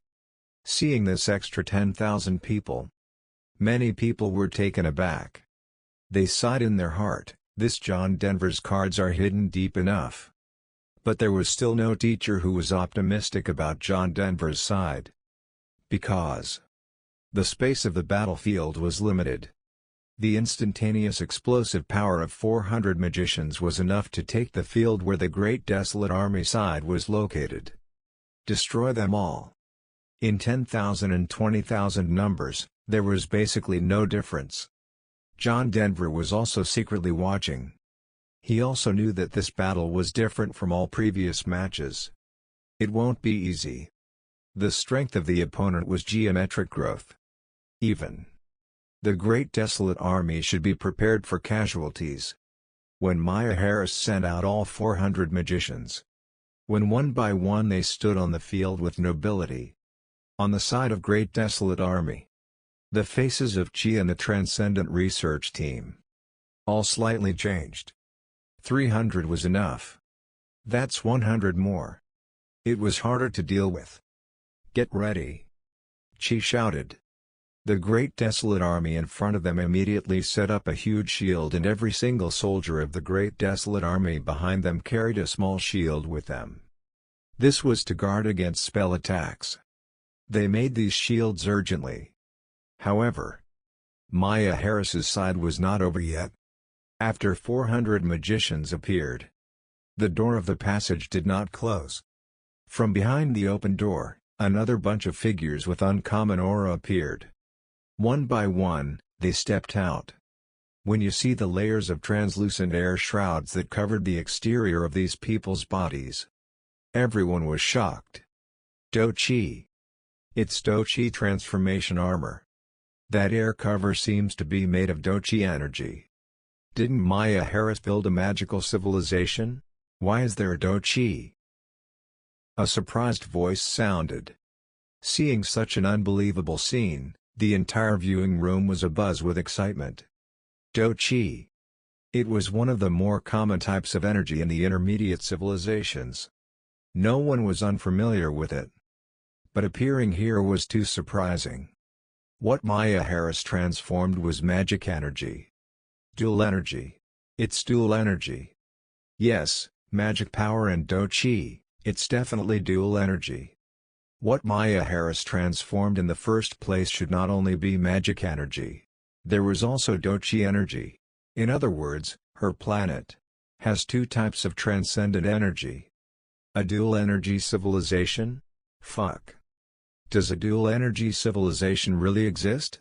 How come I've never heard of it? That's because you were ignorant. Dual energy civilization has appeared before, but the probability is very small. It's more difficult to be born than super civilization. Surprisingly, It's dual energy. No wonder. Maya Harris had previously been declaring that she wanted to get second place in this grand competition. The crowd was in an uproar. One by one, they were in heated discussion. Some people still looked excited. Because they were witnessing history. A dual-energy civilization. In the viewing room, an old teacher looked at the picture on the projection and sighed, "I haven't seen this kind of scene for so many years. The last dual-energy civilization I remember." A middle-aged teacher had a flash of memory in his eyes, and said, "In the Jiangcheng competition more than 10 years ago, a student of the number 3 middle school transformed dual energy, profound energy and true energy. Unfortunately, the two energies of profound energy and true energy were not compatible. That student's talent was also a bit poor, and he failed to carry it forward." The teachers next to him all nodded. Many people had led teams through that big competition back then. Naturally, it left an impression. But Maya Harris is different. The aged teacher's face showed a hint of relief and said, "She transformed two transcendent energies, magic and do-chi, and these two energies can be said to be a perfect match." None of the other teachers objected. They were able to act as lead teachers. What a wide range of vision and knowledge. Naturally, it was clear what dual-energy civilization meant. Although dual-energy civilizations were rare, but not all dual-energy were comparable to super-civilizations. For example, the profound energy and true energy mentioned above. This dual energy did not go well together. It was only a minimal help to the growth of strength. This was not the case with magic and do-chi. It was well known that magicians had a huge weakness at lower levels. That would be seen by their bodies. Low-level magicians had very average physical fitness. Even some low-level magicians were weaker than ordinary people. Plus low-level magicians take time to cast spells. These two were the weaknesses of the magic civilization in the beginning. It would be targeted by many intermediate and low-level civilizations. At the previous big competition, because of these two weaknesses, a student who built a magical civilization was defeated by a low-level martial artist civilization. But the warriors created by do-chi energy were known for their strong defensive nature. If it was while the magician was chanting, the warrior could stand in the front for the defense. Then they would wait for the magician to finish chanting. This way there would be nothing left to stop them. Almost everyone knew that the longer the magician chanted, the more powerful the magic unleashed. But in general, because of the threat of the opponent, low-level magicians chanted very short, and threw the magic out quickly. However, with the warriors who could turn their do-chi into armor, they could resist. Magicians didn't have to worry about these problems anymore. One could say, magicians and warriors was a perfect match by nature. Warriors were responsible for defense and creating space and time for the magician to cast spells. And the magician who finished chanting was responsible for the removal and destruction of the opponent. It was a match made in heaven. Magic energy and do-chi. It was also recognized as a super combination of 1 plus 1, which was definitely greater than 2. This Maya Harris has hidden deep enough. Even Ricky Brown could not help but sigh at this moment. As the principal of the number 7 middle school, he didn't even know that his students also created a dual-energy civilization. You should have known that already. Ricky Brown looked at Glenna Sorensen and said, "No wonder you were so sure before that Maya Harris will definitely win this time." There was a trace of anger in his eyes. If Maya Harris had not taken the initiative to expose it today, he was going to be kept in the dark. "Principal, it's not my fault." Glenna Sorensen hurriedly waved his hand and said, "It was Alice Johansson who told me not to." Ricky Brown was naturally not really angry. He smiled and said, "Mage plus warrior, Maya Harris's strength is stronger than the previous students of number 7 middle school." But Ricky Brown did not continue. Glenna Sorensen naturally understood what Ricky Brown meant. He nodded his head and said, "It's a bit of a pity, This year, she ran into a monster like Xia Kingdom. If it had been any previous session instead. The winner is definitely Maya Harris. Yeah. A familiar teacher came up and said, if Maya Harris only had magicians, then her strength would be similar to that of Graham Ellicott, Ian Bree, and Aziz Stary. But with these 200 more warriors, it's definitely overpowering them. As long as we don't encounter Xia Kingdom before the final, she's bound to be the runner-up in this grand competition. There were many teachers and leaders running to Alice Johansson. Let's not talk about that yet. Alice Johansson waved his hand and said, the match hasn't ended yet, anything can happen. What else is there to fight? A teacher smiled slightly and said loudly, if Maya Harris only had a magical civilization, then John Denver may still fight, but now. In addition to that, there are 200 warriors who can turn their dochi into armor. It's just a matter of how long it's going to take for the match to end. There's basically no suspense. Another teacher responded, 200 warriors are enough to defend against the onslaught of John Denver's army. Wait for the group of 400 magicians to finish chanting. Not to mention the 20,000 troops. Even if it's an army of 100,000. It will only end up being destroyed by magic. None of the teachers objected to the categorical statements of these two teachers. There were so many teachers, optimistic about John Denver. Then, as the 200 warriors appeared, these optimistic voices disappeared immediately.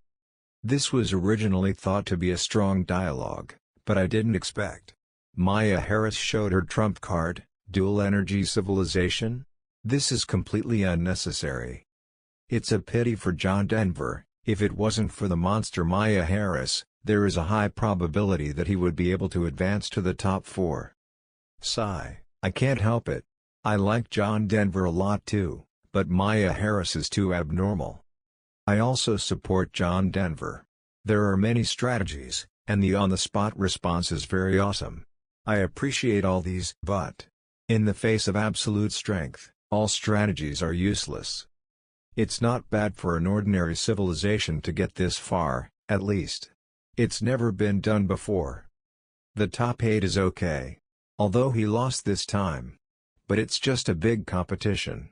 It'll come back after the college entrance examination. Countless viewers were talking about John Denver's previous performance. It had attracted a lot of girls and boys. There were also many people who supported John Denver. Now, one by one, they felt sorry for each other. It's not that they were incompetent, the enemy had a real Gundam. If anyone, within the venue, had confidence in the Great Desolate Army, that was John Denver. Is it a dual-energy civilization? Dochi and magic power? John Denver looked at the 400 magicians and 200 warriors on the battlefield. His eyebrows raised slightly. Warrior and magician, dual cultivation of magic and martial arts. John Denver muttered in his mouth. His face was relatively calm. Although Maya Harris's trump card was astounding, it was still within John Denver's tolerance. Inside the battlefield, seeing another group of 200 people walk out. As well as the translucent cover on the exterior of the bodies of 200 people. This was the first time Maya Harris had shown her true trump card in front of the public. The Great Desolate Army naturally could not know. Dochi armor? There are actually warriors on the other side? An elderly scholar said in surprise. According to what we know about transcendental energy. A scholar specializing in transcendent energy said, Dochi belongs to intermediate energy, and it is a relatively powerful type of intermediate energy. Transcendent people of Dochi civilization are generally called fighters or warriors. This energy can form all kinds of energy objects. Let's say, Dochi into armor, Dochi into horses, Dochi into wings, etc. Judging from the situation of the warriors on the other side, I can tell. The opponent's Dochi energy is very pure. It can be said that it has almost touched the boundary of advanced energy. That means we are now facing a dual advanced energy civilization opponent. The scholar said in a solemn tone. "The defense of the warriors is extremely amazing." The aged scholar added, "If there are these 200 warriors acting as protectors of the magicians, then the plans we made before are going to change." Hearing this, everyone turned their heads, looking at Chi, who was sitting on a tall horse.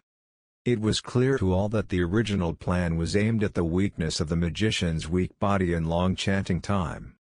Utilizing the numerical advantage of the Great Desolate Army. Use the cavalry to attack in turns. Just get close and the magician becomes a lamb to the slaughter. But now, there were 200 more Dochi warriors. Use cavalry. Even heavy cavalry was not of use to attack the warriors in Dochi armor. It was just looking for death. Not to mention, there was also a magician's team of 400 people behind. Although the other party had 200 more warriors. But Chi's eyes swept across the crowd, and an old and majestic voice slowly sounded, "The core remains the same. The opponent's killing move is a powerful magic. With these warriors alone, it is impossible to nail us. So, the core of the strategy remains the same, and that is, before the opponent's magician finishes chanting, interrupt them, or kill them." Despite the presence of warriors was disrupting Chi's deployment, but Chi remained calm and thought more clearly. The opponent's weaknesses were still present. Depends on whether you can use it or not. A very powerful civilization of ordinary people. In the battle room, Maya Harris was observing the situation of the Great Desolate Army. 20,000 people stood in black. Everyone could see the neat and orderly military appearance. Maya Harris couldn't help but sigh in admiration. As the builder of this civilization, and the record breaker of Jiangqing's history, John Denver, Maya Harris muttered out of her mouth and said, "I admit that you have the qualifications to fight me head-to-head. To show respect for you, this time, I'll play all my cards." In fact, if not for this session of the grand competition, there was the existence of Azara Ehrman. Maya Harris would not show her cards so early. The creation of a magic civilization and various civilizations was also considered more mature. It needed to be in order. Not to mention a genius like Maya Harris, who had both talent and background. The 400 magicians created were both powerful and knew how to fight as a team. Above the battlefield, Maya Harris's side, whose strength was obviously superior, did not choose to attack. 200 warriors came in.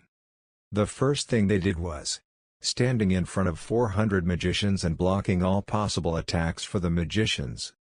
On 200 warriors, a series of translucent shields lit up. This was a very common and very powerful skill in the Dochi civilization, Dochi into armor. The armor transformed by the Dochi. It was not ordinary iron armor. Unusual arrows were very difficult to shoot through. In addition, as long as the Dochi was enough, these armors would not break. Very cautious.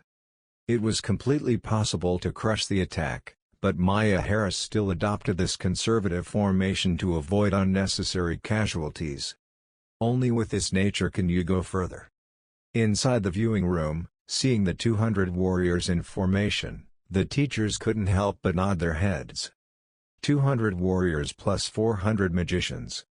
There was no need to chant for too long. Direct saturation attack was enough to blast the 20,000 ordinary soldiers of the Great Desolate Army into pieces.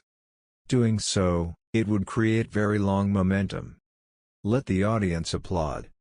However, there was a possibility of casualties. And now the defensive tactics was more in line with the expectations of each teacher. 200 warriors lined up in a semi-arc, shielding all the magicians behind it. 400 magicians began to chant in unison. That ethereal and mysterious chanting sound could be heard in the ears of the Great Desolate Army. But it was like a magic flute that notifies death. One could not help but become nervous. Arrow attack. Chi swung out his long sword and ordered loudly. Since the grand competition, this was the first time Chi had swung his long sword so early. meaning that it was a decisive moment. Arrived early. Swish. Swish. Swish.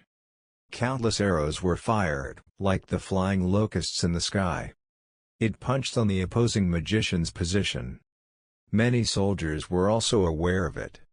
Once these huge numbers of magicians were finished chanting, a terrifying magic attack would happen. This time the number of people added up to the archery team was 10,000.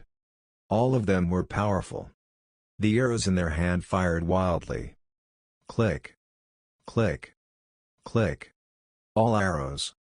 It landed on the dochi armor of 200 warriors. As it was striking on top of the glass, a crisp and clear sound was emitted. And the location of the contact was also torn apart by the impact of the arrow. But then, these cracks were replenished by the dochi in the warrior's body. The crisp sound continued. There were countless arrows that chi made in advance. The archery team could use it to their heart's content. But in a short time, it was impossible to break through the energy armor of these warriors. Looking at the scene, this seemed to be the competition of physical strength and dochi between the two sides. See who runs out of stamina first. It's just that. The opponent was not just warriors. There was also a 400-person magician team behind. It was completely certain that they couldn't wait for the warriors' dochi to run out. The chanting of the magicians' group could definitely be completed. By that time, it was a complete bombardment of magic. Use the crossbow. Chi gave the second order. Ordinary arrows didn't work. But then there's the giant crossbow. Behind the archery team, the huge crossbows were already ready for the launch. This time, Chi mobilized a total of 30 crossbows. Among them, 10 units were previously in stock. 20 units had a brand new appearance. And it was prepared during these 3 days. It was made by working overtime and full firepower, in order to be used against this magic army of Maya hairs. She shouted, "Fire!" 30 crossbows were divided into 2 groups. 15 of them were launched first. 15 huge arrows. It broke through the air at an amazing speed. This time, the target was not magicians. It was aimed directly at 200 warriors. Although Maya Harris was confident, she also studied John Denver's methods. Seeing this scene, she immediately shouted, "Watch out!" The energy armor on 200 warriors became a few points thicker in an instant because they needed to protect the magicians behind them. But still, it was impossible for these warriors to dodge. Under the terrifying impact of the crossbow's arrow, the translucent armor on the body was broken inch by inch. The whole person was like being hit by a car. It flew backward and sideways and fell heavily to the ground. A few moments later, this warrior rose from the ground. He took a slight gasp of breath. Then he shook his head at the people around him to indicate that they were not in any serious trouble. If it was an ordinary person, at least there would be internal bleeding if it fell like this. But the warrior's body was so strong. He was not even injured. At the same time, the impact of this giant arrow was also cushioned. The speed and force were greatly reduced. It was easily swung down by another warrior behind him with a stone knife. Seeing this scene, Chi was not surprised. He continued to shout, "Continue to fire crossbow arrows, don't stop." The Great Desert Army was very strong in executing orders. Huge crossbow arrows rose into the sky and there was non-stop shooting in the direction of the warriors. With the experience of that warrior in front, the rest of the warriors followed suit. Used dochi armor to cushion the impact of the giant arrow. A crossbow was not a bow and arrow. Each launch required a relatively long preparation time. Once it was used for a long time, it could also be easily damaged. It was unable to keep a constant attack. Kerosene ready. Rocket attack. Seeing that the giant crossbow was also ineffective, Chi gave the third order. This was the Great Desolate Army's ultimate trick: kerosene oil and rocket rain. In previous matches against Serpent Planet and while facing the terrifying petrification of the Snake Men, this tactic had played a huge role in reversing the situation. Today's battlefield was still a meadow. The kerosene technique was much easier to implement. There were a total of 20,000 people in the arena. Oil tanks with kerosene were ready long ago. It was placed right on the rock thrower. As Chi's order was given, each stone-throwing machine was fired as fast as possible, putting one oil tank after another and dropping into the opposite side. The special thin oil cans, which fell to the ground, directly broke apart. Black kerosene flowed out. Hundreds and hundreds of kerosene tanks kept coming. Let the warriors who can transform their dochi into their armor wonder how to fight. It could only be resisted or spaced out with energy armor. In fact, Chi's purpose was for these warriors in the beginning. He knew very well. As long as these warriors existed, it was simply impossible to deal with the army of magicians behind. Wow!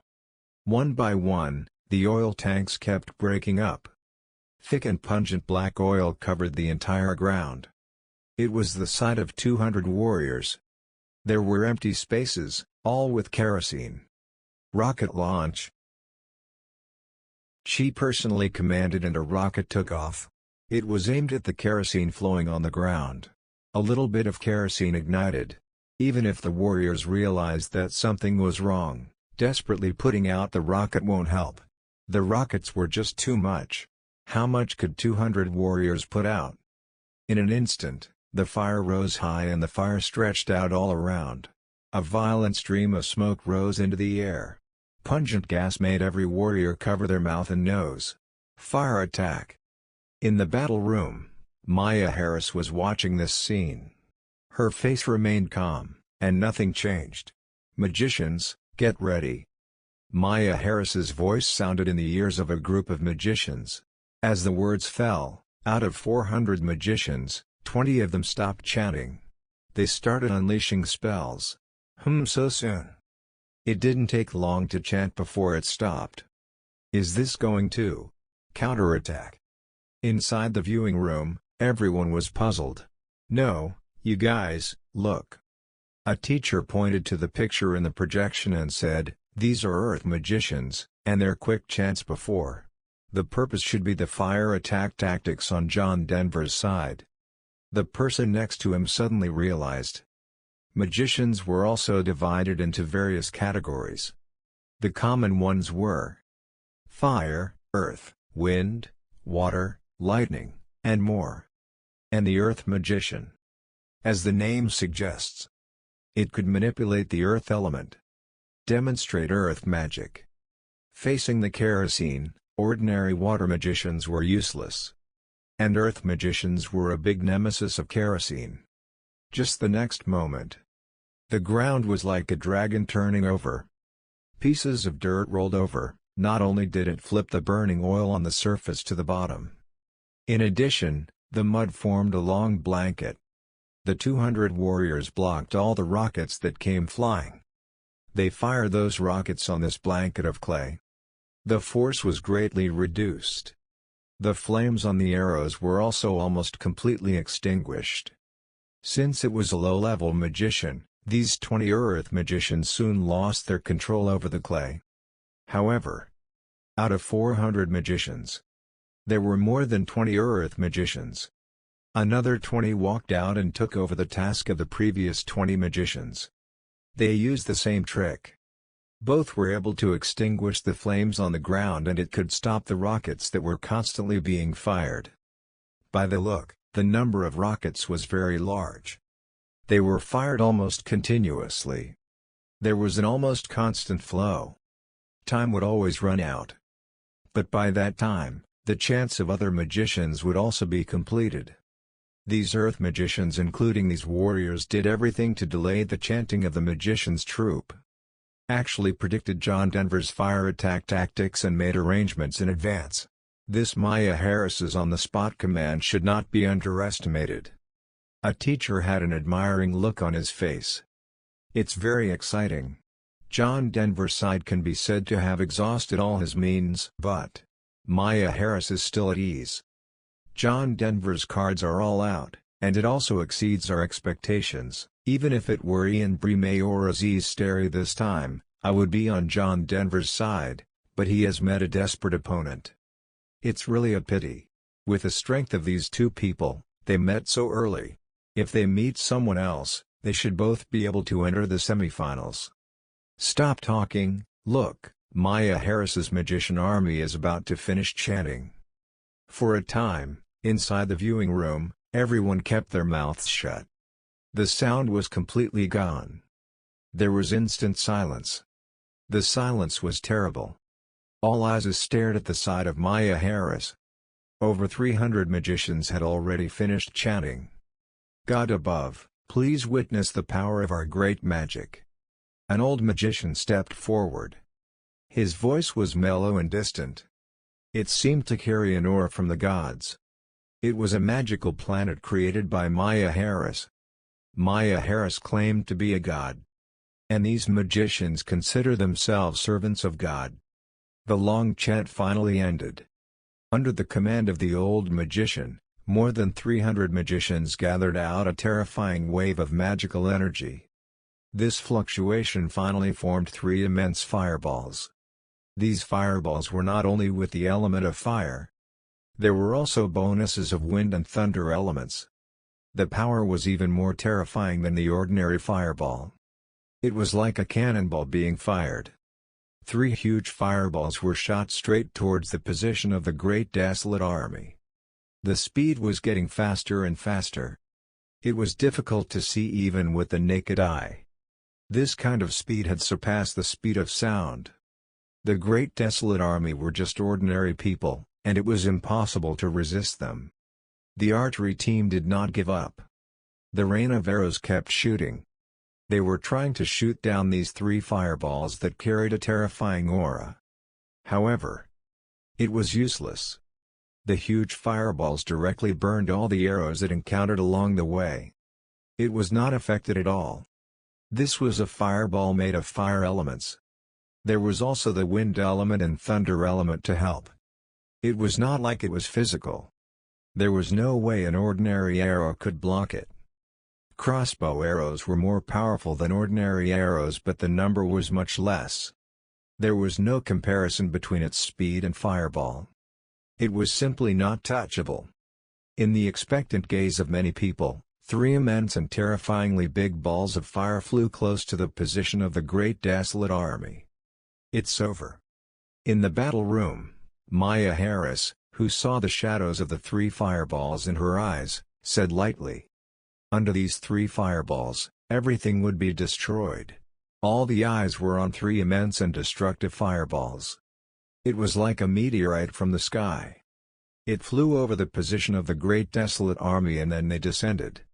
Such terrifying transcendental energy. Even many people who didn't know what magic was could also see that. Although the Great Desolate Army was wearing armor and there were as many as 20,000 people, it was absolutely unstoppable. The venue for the match was limited. 20,000 people of the Great Desolate Army were densely distributed in this small venue. If it was in the wild, maybe they could escape. But there was no way out. The only way was to surrender and admit defeat. Once John Denver would raise his hand to admit defeat. Then the referee around. A level 2 planet master would definitely step in and interrupt this match. Although, the 3 fireballs were very powerful. But in the eyes of the level 2 planet master, it was not even close to being a big deal. John Denver naturally did not admit defeat and made some observant teachers a little puzzled at this. 20,000 people of the Great Desolate Army included the Transcendental Research Team in the back. These 3 huge fireballs were enough to wash the land at once. Their faces actually did not change much. No panic could be seen in them. They seemed to have been prepared for this. One by one, they took out a small shield that they carried with them and raised it above their head. The huge fireball was approaching in an instant. Boom! A loud, earth-shattering voice came out, like the movement of a meteorite hitting the ground. In the projection, a dazzling light flickered. It was almost blinding people. Above the earth, plants on the ground and a piece of stone were directly turned into dust by this terrifying power. The ground was cracked. Dust plus stone dust rushed to the sky. It pervaded the entire battlefield. The army of 20,000 ordinary people. Are they all wiped out? Pretty much, even if it's not a total destruction, there shouldn't be many survivors. Fortunately, they were ordinary people, and they will be easier to train. If they were transcendent people, John Denver would directly vomit blood for the loss of this battle. Unfortunately, there's nothing to be sorry about. Ordinary civilization has reached its limit. There wasn't much discussion in the crowd watching the match at this time. Many people were feeling sorry for John Denver. Although John Denver's awakened planet was directly as big as 35.2 kilometers. It broke the historical record of Jiangcheng. But since the latter was converted into ordinary energy, this made many people with ordinary natural talents feel even more substituted. There were many people who supported him. No. Look. A sharp-eyed man pointed to the image in the projection in surprise. 10 people looked again. Inside the arena, the dust in the sky gradually dispersed. It revealed the situation of the Great Desolate Army underneath. To everyone's surprise, the Great Desolate Army at this time was a little dusty, but each one was standing unharmed. Not to mention, the whole army was wiped out. It seemed like none of them died. After a short period of shock, the crowd was in an uproar. This was a result that no one expected. What's going on? How? Did nothing happen on John Denver's side? Someone asked. It was not just these people, even the teachers who were leading the team were also shocked. The various methods of the Great Desolate Army before were also able to immediately analyze it. But right now, this scene was unbelievable. There were 3 big fireballs condensed by more than 300 magicians. This power was something that no one had expected. Let alone an army of ordinary people. Even the Dochi warriors who were known for their defensive power couldn't resist it either. But a bunch of teachers who were leading the teams for many years experienced vicious eyes just from the traces of the scene. They saw some clues. Look. A teacher pointed to the shield next to the Great Desolate Army in the picture. These shields seemed to have been burned by fire for a long time. It became scorched and black. If my guess is right. This teacher continued his analysis, this shield should be the means that John Denver's side just used to resist the fireball. And so it was above the battlefield. She glanced at the surrounding Great Desolate Army. After seeing that no one was killed in action, they took a huge sigh of relief. In order to deal with the opponent's possible magic wash, Chi directly used the treasure of vibranium. In the inventory of the Xia Kingdom, after this period of continuous research, the storage capacity of vibranium had reached 500 pounds. 300 pounds of which was used to craft these small shields. There was one for each person. Because the combined magic power of more than 300 magicians could not be simulated. So, she couldn't be sure either about the vibranium shield. But it was effective. The scene right now was that Chi calmed down a little. Although there were many soldiers of the Great Desolate Army who were shaken by the residual force from the 3 large fireballs. But the main power of the fireballs was still blocked by the vibranium shield. However, due to the nature of vibranium, it turned into a pile of blackened scrap. It couldn't be used again. Chi couldn't ask for more. The warriors of the Great Desolate Army. Chi raised his sword and shouted, although the enemy is terrifying, what can they do to us? Brave, brave, brave, brave, brave, brave. The morale of the Great Desolate Army was high. One by one, they all shouted loudly. The sound vibrated high in the sky. In contrast, the 400-strong magicians' army on the opposite side was surprised and astonished. Especially the leading old magician. He could not believe his eyes. It was great magic, he couldn't believe that it failed the first time. There's no need to worry. At this time, Maya Harris's voice sounded. After a brief moment of shock, Maya Harris observed the whole battlefield. She also discovered the vibranium shields of the Great Desolate Army that had been turned black. Naturally, she probably guessed the way the Great Desolate Army resisted magic. The enemy is using the devil's weapons, but these weapons can only be used once. Continue to cast magic, great magic will not fail. Maya Harris continued to order. Understood, my great god. The old magician regained his pride. He commanded the army of magicians behind him and started chanting once again. Inside the viewing room, as more and more teachers analyzed, everyone also understood that the Great Desolate Army was able to block 3 fireballs. I didn't expect John Denver's side to have such a shield that could resist a magic of this power. It's really quite surprising. But it looks like this shield can only be used once, and there aren't many of them. With such an unbelievable weapon, if there are many of them, how can we still fight? John Denver. It's still a pity. If it wasn't for Maya Harris, even if it was Ian Brime or Aziz Sterry, he would have won. Everyone was sighing. Even some of the teachers also had a look of regret in their eyes. To be able to withstand the full power of the magician's army, John Denver was already proud enough. Without the vibranium shields, the next big fireball attack, the Great Desolate Army couldn't back it anymore. This was the only amount of shields created by Chi. 500 pounds of vibranium. It was not possible to use all of them to make shields. Other weapons such as arrows had to be made. The production of the shield was a helpless move. This was a strategy developed by the Transcendental Research Team according to the characteristics of magicians. According to the predictions of the Transcendental Research Team, Maya Harris's version of the magician's army. In the first chanting spell casting, it was bound to consume magic energy without hesitation, to gather the maximum magical power.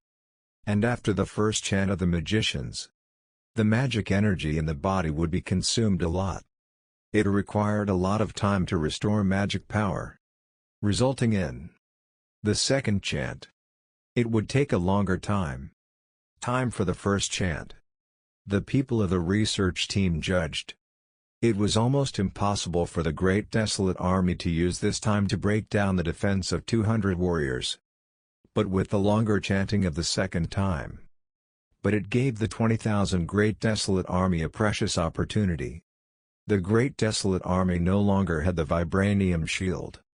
If this time could be used, one hit and you're done. The tables would be turned in this match. Prepare the cavalry. Prepare the spears. Cover the archers. She ordered loudly. Light and heavy cavalry on the side. Already gearing up, eager to try. This time, the entire cavalry of Xia Kingdom was activated. A total of 10,000 cavalries. Among them, 3,000 were heavy cavalry. 7,000 were light cavalry. Fully armed. Attack. Break through the enemy's position. Chi pointed his long sword. The 10,000 cavalries roared and rushed out. Between the runs, the earth trembled. This was the king of the cold weapon era. Now, standing on the transcendent battlefield, it displayed a light that belonged to them. The lancers are in the middle. They were also fast to follow up. The formation was moving forward completely. Both were aimed at the 200 warriors escorting the army of magicians on the opposite side. And most importantly, archery team was in the back. Archery team. By now, it had been reloaded with brand new arrows. These arrows, all made of vibranium. Due to the preciousness of vibranium, they couldn't touch it normally. Now. And it poured out. All the vibranium in the Xia Kingdom. All were made into arrows. More than that. Just to be sure, the biological weapon Crimson Lion's blood was activated. The Transcendental Research Institute's research on the Crimson Lion's blood was still ongoing. There were no complete results. She could not care less. Pulled it straight into use. The arrowheads of these arrows. It was not just an alloy made of vibranium. Above it. It was even coated with the blood of crimson. Swish. Swish. Swish. The cavalry had not arrived yet. The rain of arrows came first. Thousands of arrows. It covered the whole sky and the earth and fell down like a blanket with overwhelming power. Continuing to fall on the dochi armor on the body of the 200 warriors. Seeing that the great desolate army did not use the most powerful giant crossbow. On Maya Harris's side. Neither did the Earth Magician make a move. One of the disadvantages of low-level magicians was that, although the magic power released was powerful, it would also consume a lot of magic power. After each release, they all had to take a break, so that the magic power in the body could be restored. It was not yet possible to make unlimited use of it. Click. Click. Click. Continually, the dochi armors were broken. Just when the soldiers wanted to reunite their armor, they were shocked to discover that dochi. It seemed to be absorbed by something. Surprisingly, it was reduced by a lot out of thin air. As more and more arrows descended, the dochi energy on the body's surface became less and less. This time, even if these warriors were not as smart as the magicians, they still realized it's these arrows that were the problem. It seemed that, able to absorb their dochi, vibranium alloy on the arrow could absorb energy. And the blood of the Crimson Lion. It was able to dissolve energy. The dochi armor on the body of 200 warriors. At a rate visible to the naked eye, it quickly broke inch by inch. The thickness was continuously weakened. But arrows kept coming one after another. There was no chance for these warriors to breathe at all. Level 1 warrior. The dochi in the body was also limited. If this goes on, it would be all used up sooner or later. How powerful were the warriors without transcendent power? The people of the Transcendent Research Team had already come to this conclusion. They were stronger than ordinary people, but their strength was limited. At least, it was absolutely impossible to be an opponent of cavalry. The terrifying impact of the heavy cavalry was especially impossible for a transcendent body to withstand. Magicians, get ready. Maya Harris, who saw that something was wrong on the soldiers' side, immediately ordered, "Let the Earth Magician take action again." 20 Earth Magicians stepped forward first. After a short chant, they released Earth Magic one after another like before. Immediately, the earth on the surface rolled over again and formed a long blanket of earth, protecting the 200 warriors in the front. It blocked the rain of arrows rhythm. Crackling. Most of the arrows landed on this carpet. Vibranium could absorb energy, but this was the earth element. Vibranium was also helpless. At this time, the cavalry had arrived. The black mass of 10,000 people in the cavalry raised up the swords in their hands. They came crashing down. Seeing this huge carpet, there was no fear at all. The speed of the warhorse kept going, and it even rushed over directly. Right after that, sword swing down. What shocked everyone was that several hundred cavalrymen swung down their war swords. It actually made this earth carpet dissolve in an instant. It broke into several pieces in the middle and fell to the ground. The power of the blood of the Crimson Lion was clearly evident at this moment. Even the bones of transcendent species could be melted. After breaking the earth blanket, the cavalry's attack did not stop. It continued to dash out. The people in the Transcendental Research Team had done a comparison. The object of comparison was the most powerful cavalry and the low-level transcendent of the Xia Kingdom at present. It was no exaggeration to say.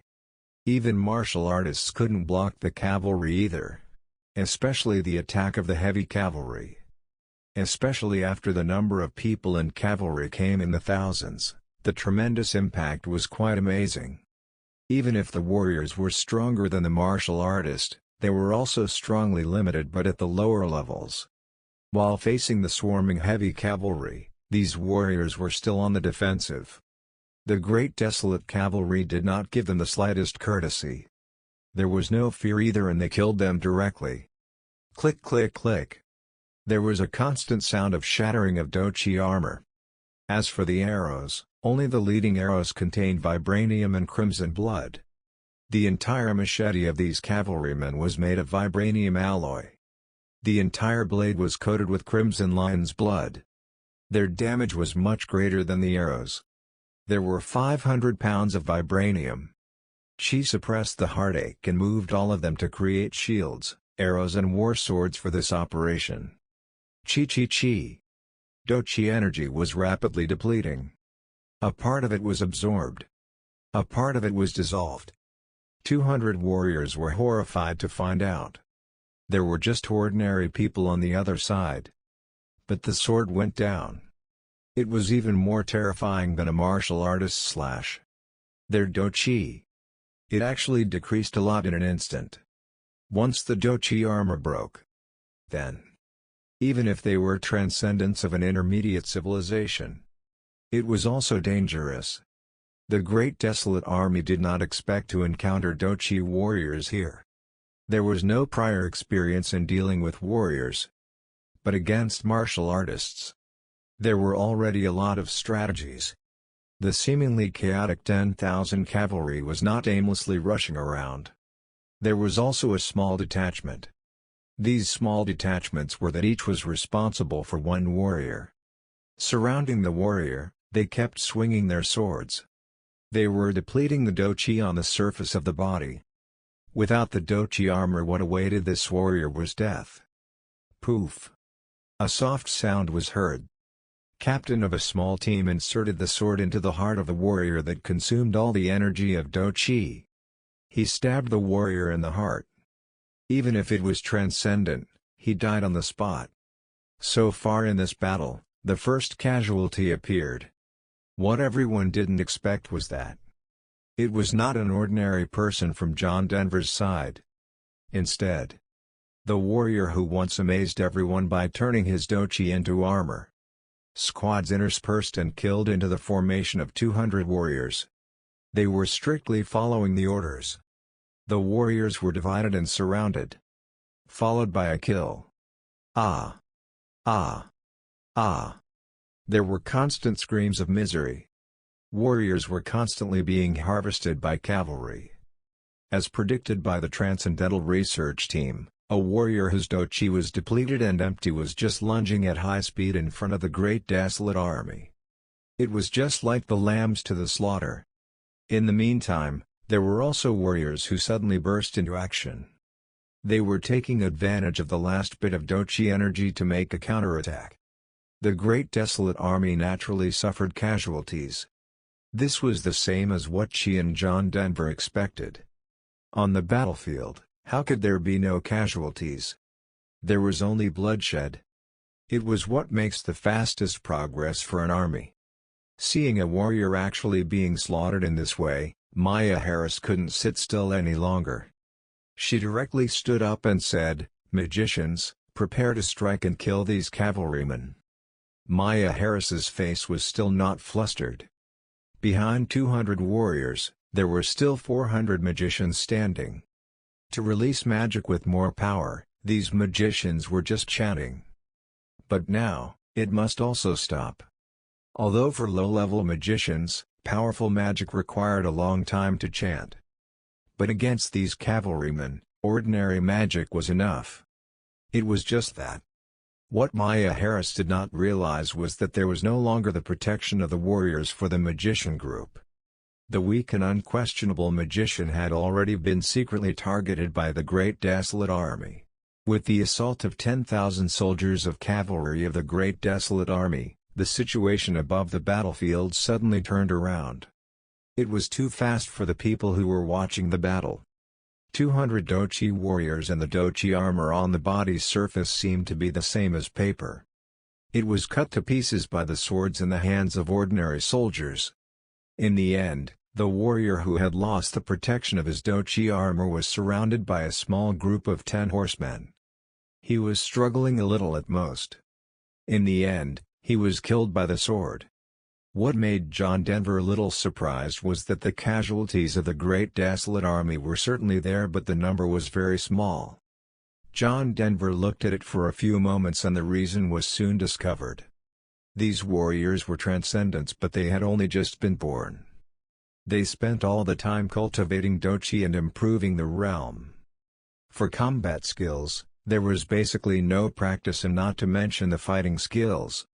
The Great Desolate Army, on the other hand, was just the opposite. After several years of practical exercises, every move and stance was a killing method. Warriors without dochi was like 1 vs 1 against Great Desolate soldiers. At the end, who would win and who would lose was not easy to say yet. 400 magicians also lacked spell-casting skills. They were not so proficient in the use of magic. If they were given some more time to grow, then the pressure on the Great Desolate Army would increase geometrically. But there were no more ifs. 10,000 cavalrymen of the Great Desolate Army would not give these people a chance at all. Seeing that the situation was not so good, Maya Harris directly dispatched 100 of the 400 magicians to attack and help the warriors to reduce the pressure. There were earth, water, wind, fire, and a few more rare ice types magicians. She sent all types of magicians. After a short chanting, a small fireball, a water arrow, and a gust of wind were shot. After the water arrows were shot, the instant freezing spell of the ice magicians was shot. 100 magicians fired together. The scene was quite spectacular. It was like a hurricane. It landed on the cavalry of the Great Desolation Army that was surrounding the warriors. Bang! A Great Desolate soldier was hit by a fireball. The entire body flew backward violently. They fell heavily to the ground for a while, but then they got up again. A trace of blood seeped out of the corner of their mouths. They were injured, but there was no major damage. "We can still fight." The soldier rejected the captain's offer to be replaced. They yelled and immediately re-entered the battlefield. The attacks of 100 magicians put a lot of pressure on the cavalry of the Great Desolate Army. It was just that they didn't notice the archery team in the back. They aimed for the target at this time. Swish! Swish! Swish! The archery team once again showed their power. Arrows swooped straight at the army of magicians. But the old magician was ready. He lightly waved his right hand. The wind magicians on both sides began to chant. A few moments later, a gust of wind appeared over the army of magicians. The arrows shot out by the Great Desolate Army encountered these gusts of wind. The speed and force were diminished, and most critically, the direction was directly straight. And so on through these gusts, most of the arrows were deflected to the side. A very few arrows no longer had a high speed. It was very easily avoided by the magicians. Click! An arrow was caught by the aged wizard, and then snapped. Stupid mortals! The aged wizard looked at the Great Desolate Army, and his old voice rang out saying, "How dare you to provoke the great magicians? God will make you pay the price of destruction." It had to be said that Maya Harris's belief in this planet was very successful. The faith in God was very deep. Originally, in the absence of 200 warriors, the teachers were more optimistic about Maya Harris's side. The main reason was that hundreds of magicians were too over the top. No one could stop them. In general, there could be 200 magicians. It was already more than enough. However, the number that Maya Harris built was more than double. The collocation of various magicians made the battle power more than double. While resisting the arrow rain of the archery team, they did not forget to support the warriors in the front. Water wizards were very good at short-range combat. A stream of water arrows was condensed directly out of thin air. It was fired towards the cavalry of the Great Desolate Army, which was not far away. It was faster than normal arrows. 1 point faster. Get off your horse! The Great Desolate Army was prepared for this. Strategies had also been devised to target them. Xi and the Transcendental Research Team responded to the match. Several simulations were made in advance. They were simulating all kinds of situations that might occur during the battle. In addition to the appearance of 200 Dochi warriors, there was nothing unexpected. Everything was almost the same as the simulation. All the cavalrymen jumped off their horses and hid behind the horse.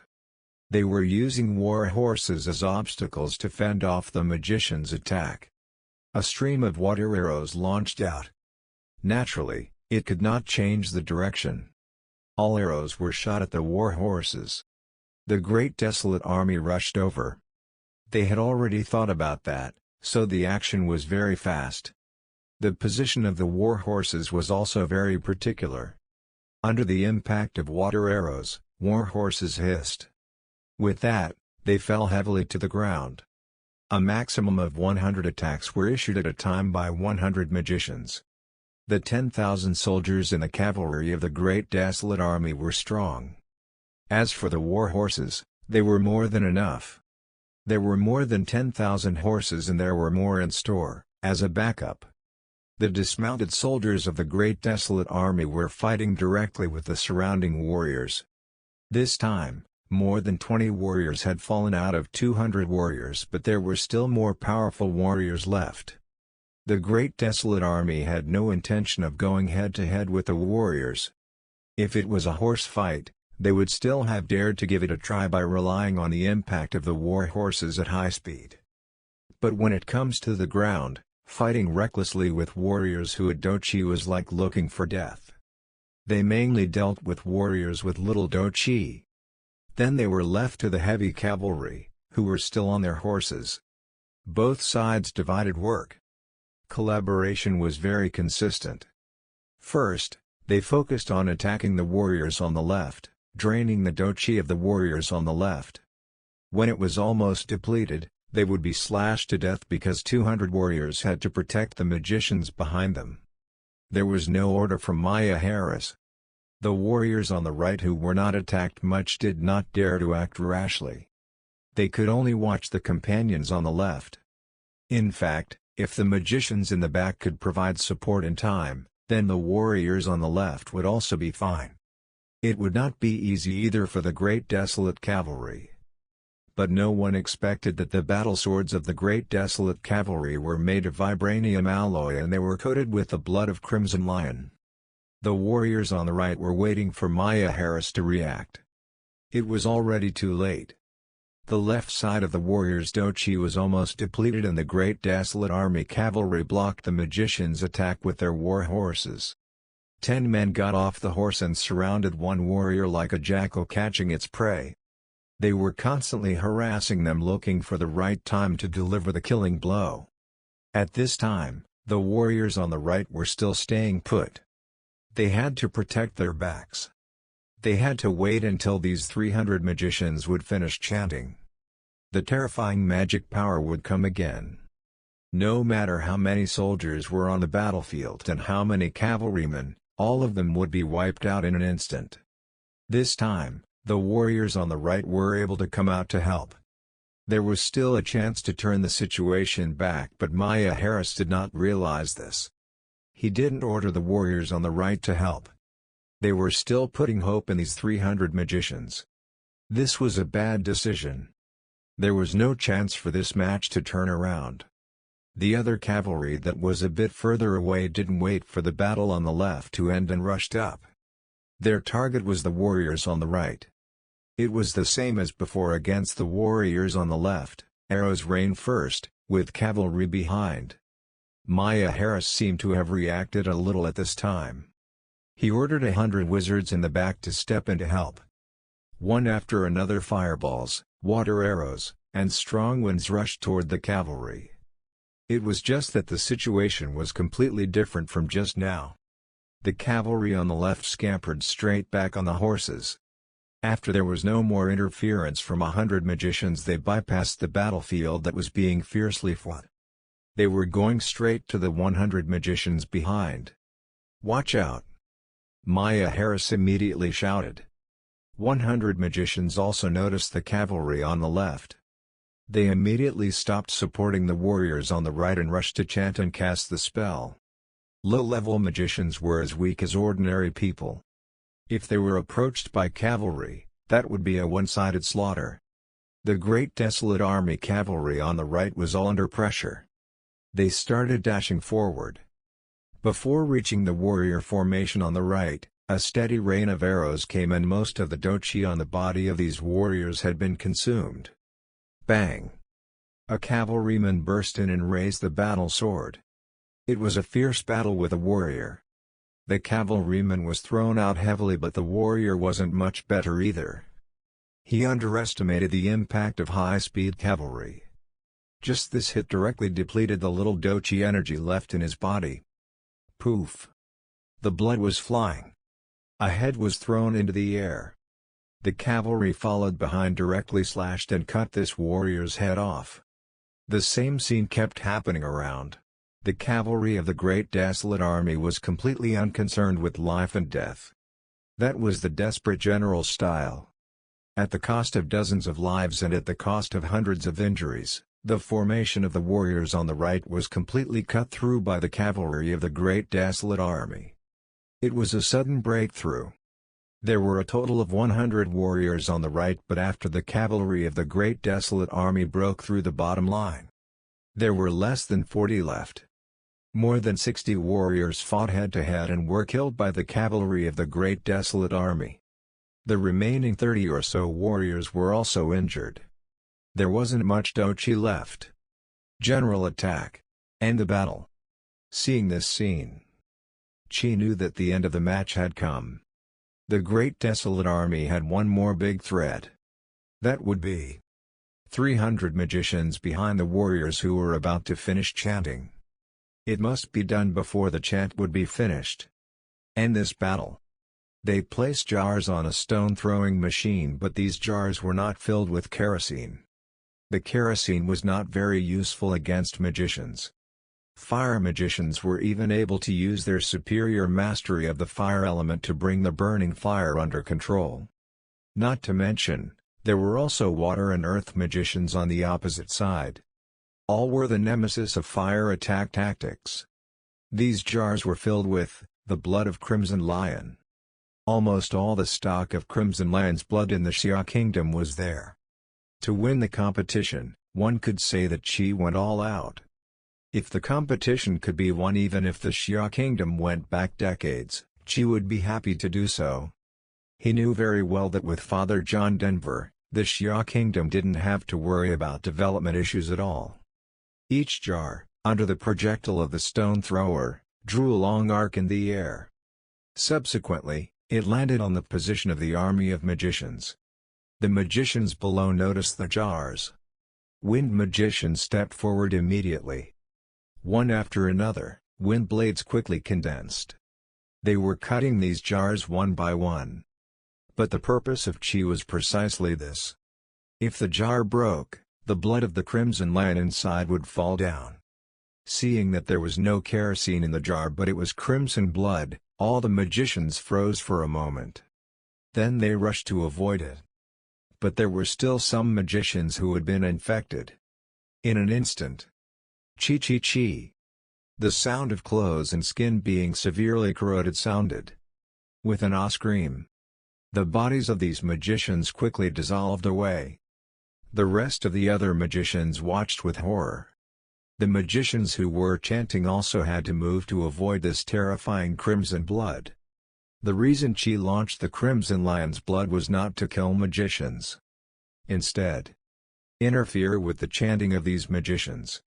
It was well known that when the magician chants, calmness was required.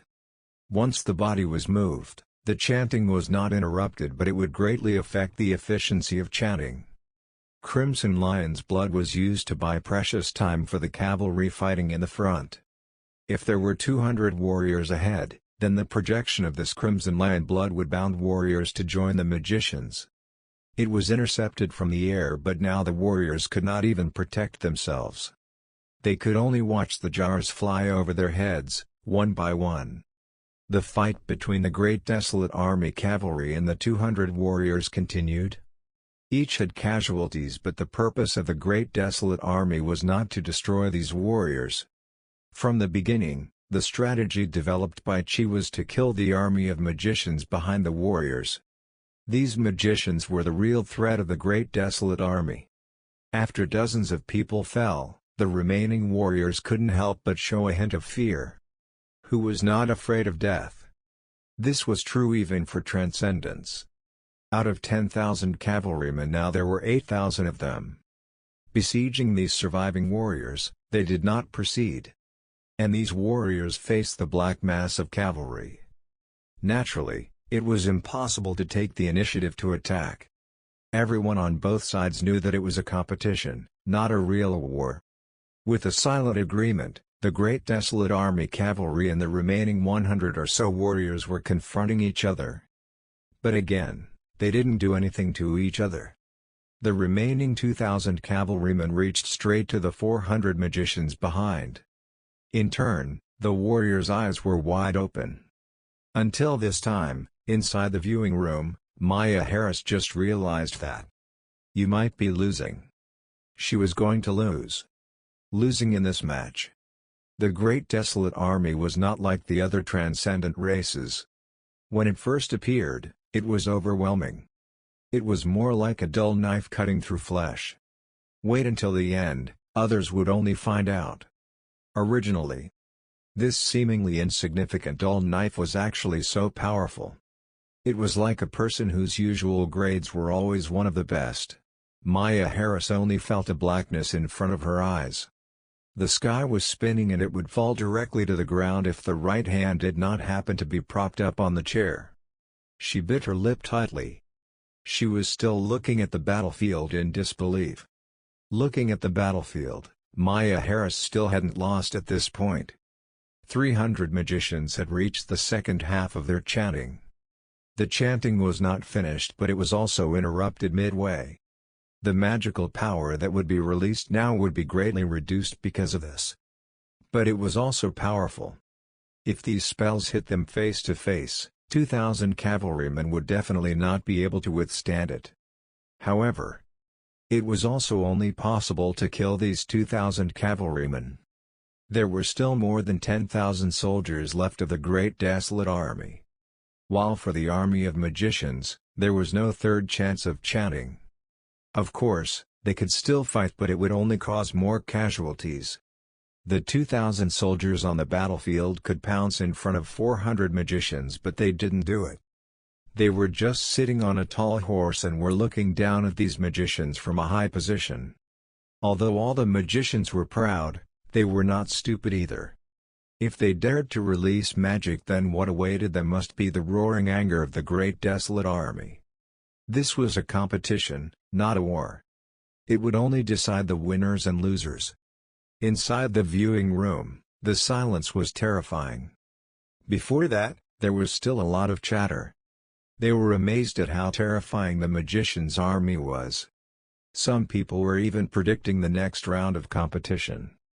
Many teachers were also very relaxed, and they were talking eloquently to the people around and wanted to use this match to teach the other students some knowledge. However, over time, their voices gradually ceased. Everyone's eyes were fixed on the projection. Their mouths were slightly opened. They were unable to say anything for a long time. Ricky Brown and Glenna Sorensen both stood up suddenly when they saw that 2,000 cavalrymen were breaking through the warriors' defenses and reached in front of the 400 magicians. This time, everyone could see that the defeat of Maya Harris's side had been decided. It was only a matter of time before she would admit defeat. What was left was probably a desperate death struggle. Admit defeat, sister. Accompanied by school leaders and teachers, Alice Johansson sighed and said, "This time, you really lost." In the battle room, Maya Harris naturally couldn't hear Alice Johansson's words during the competition because it was completely isolated from the outside world. After a long time, Maya Harris's voice sounded, "I admit defeat." A white flag was hung above the battlefield. None of the 400 magicians lost their lives. But the originally proud face lost all its brilliance. In front of the great desolate army, their faith and pride were all shattered inch by inch. When the great desolate army embraced each other, they were celebrating this hard-earned victory. The Transcendental Research Team was also crying with joy. Since the great desolate army participated in the competition, this battle was the most difficult. It was also the first time there was a loss. When Chi slowly clenched his fist and looked to the sky. "Well done." John Denver smiled faintly and complimented his heart. The Great Desert Army won this match in detail. Without Chi working overtime to study and simulate in advance, this battle was going to be a lot tougher. Even if he could win in the end, there would also be a huge price to pay. From the beginning to the end, all of the commands were very critical. Every step of the Great Desolate Army was all about the final destination. Interlocked. Even if there was a detail not thought out or not done properly, then it was hard to say the outcome of the latter. When Maya Harris's voice of admitting defeat sounded inside the viewing room, after a brief moment of silence, there was an outburst. There were unprecedented shouts. John Denver won. Ha ha ha, as expected of my favorite player, he actually defeated Maya Harris. Awesome, it's too awesome. I heard that you were a dual-energy civilization. It's against the heavens, so what hit me hard? The great ordinary civilization is magnificent. Who just said that ordinary human civilization has come to this point is already the limit, there is no future, come forward to me. I've decided that I'll be a big fan of John Denver from now on. Didn't you say before that you were a big fan of Graham Ellicott? No way, the development of things is always moving forward and constantly changing. This match was a real twist, it was so good, I can't wait for John Denver's next match. It's very close to the top 4. I'm afraid no one expected that. The viewing room was like a vegetable market at the moment. It was boiling violently. There was a heated discussion. A bunch of teachers next to them were silent. This match simply refreshed their worldview. If you count the most shocking matches in your mind, then, even after many years, the first thing most teachers would think of was this one. Even though the match was over, many people were still watching the replay of the match in the projection inside the viewing room. There was a constant and lively discussion. It could be said that this match included almost all of the ignition points. Both sides used the trump cards one after another of their own means, and finally, the weak side won. This match was unforgettable. The quality of the match was also very high. How many years has it been since we've seen this kind of competition? An older teacher was the first to speak up. Most people could only see that this match between John Denver and Maya Harris was very nice. They found it very impressive. But a bunch of teachers saw more than that. They didn't need to say anything about Maya Harris. Most teachers thought that if she was placed in most of the previous competitions, she could be an indisputable candidate for all the championships. Everyone believed that John Denver, who defeated Maya Harris, was naturally stronger. One could say, this quarter-final battle was comparable to the final of any previous grand competition. Even and beyond.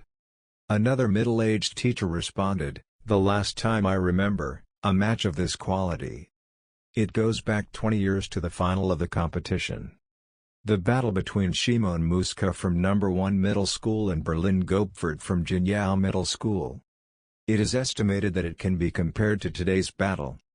It can be said that this year's 3 people, Zara Ehrman, John Denver, and Maya Harris. In any previous competition, they could win the championship. This year's session is indeed the strongest geniuses in Jiangqing's history. Hearing this, there were originally some teachers who were controversial about it. At this point, they also had to agree. Seeing the demon-level performance of John Denver and Maya Harris, there was not a single person now who would not acknowledge this fact. One teacher said, "In this match, Maya Harris lost because of the details." Another teacher nodded in agreement. Yes, John Denver's details were much better than Maya Harris's. As the saying goes, outsiders watch the fun while the insiders see the doorway. These leading teachers had sharp eyes. They were watching the replays of match projections. Soon, it revealed a lot of things that they hadn't noticed before. Maya Harris actually had some chances, but John Denver's side did it too perfectly. From start to end, there were very few mistakes. Their vision and strategy were great. In a very appreciative tone, a teacher said, John Denver's side could see at a glance that there was only one threat from Maya Harris, and that was the army of 400 magicians. And John Denver's series of measures was completely aimed at this.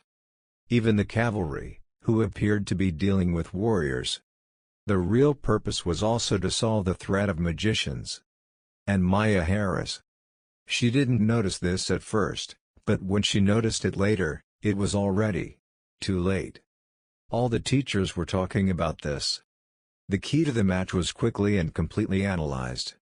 Inside the lounge, Maya Harris came here with her head down after the match.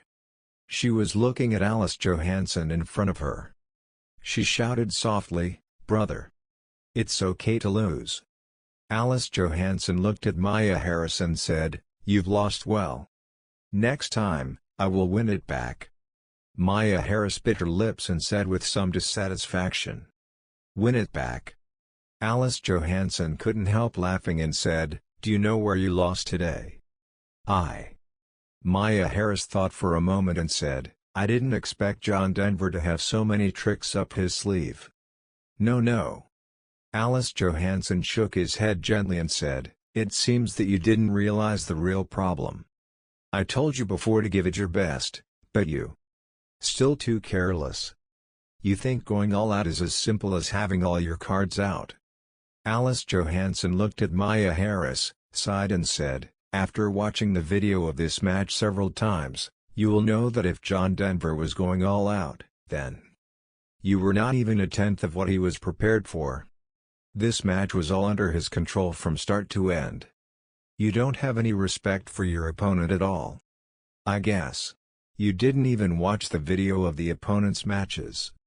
Maya Harris couldn't help lowering her head when she heard that.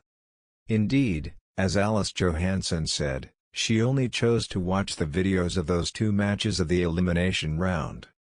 Then she skimmed through it roughly. It didn't take much time at all. Not to mention the research on the Great Desolate Army now. In contrast, John Denver's side was well prepared.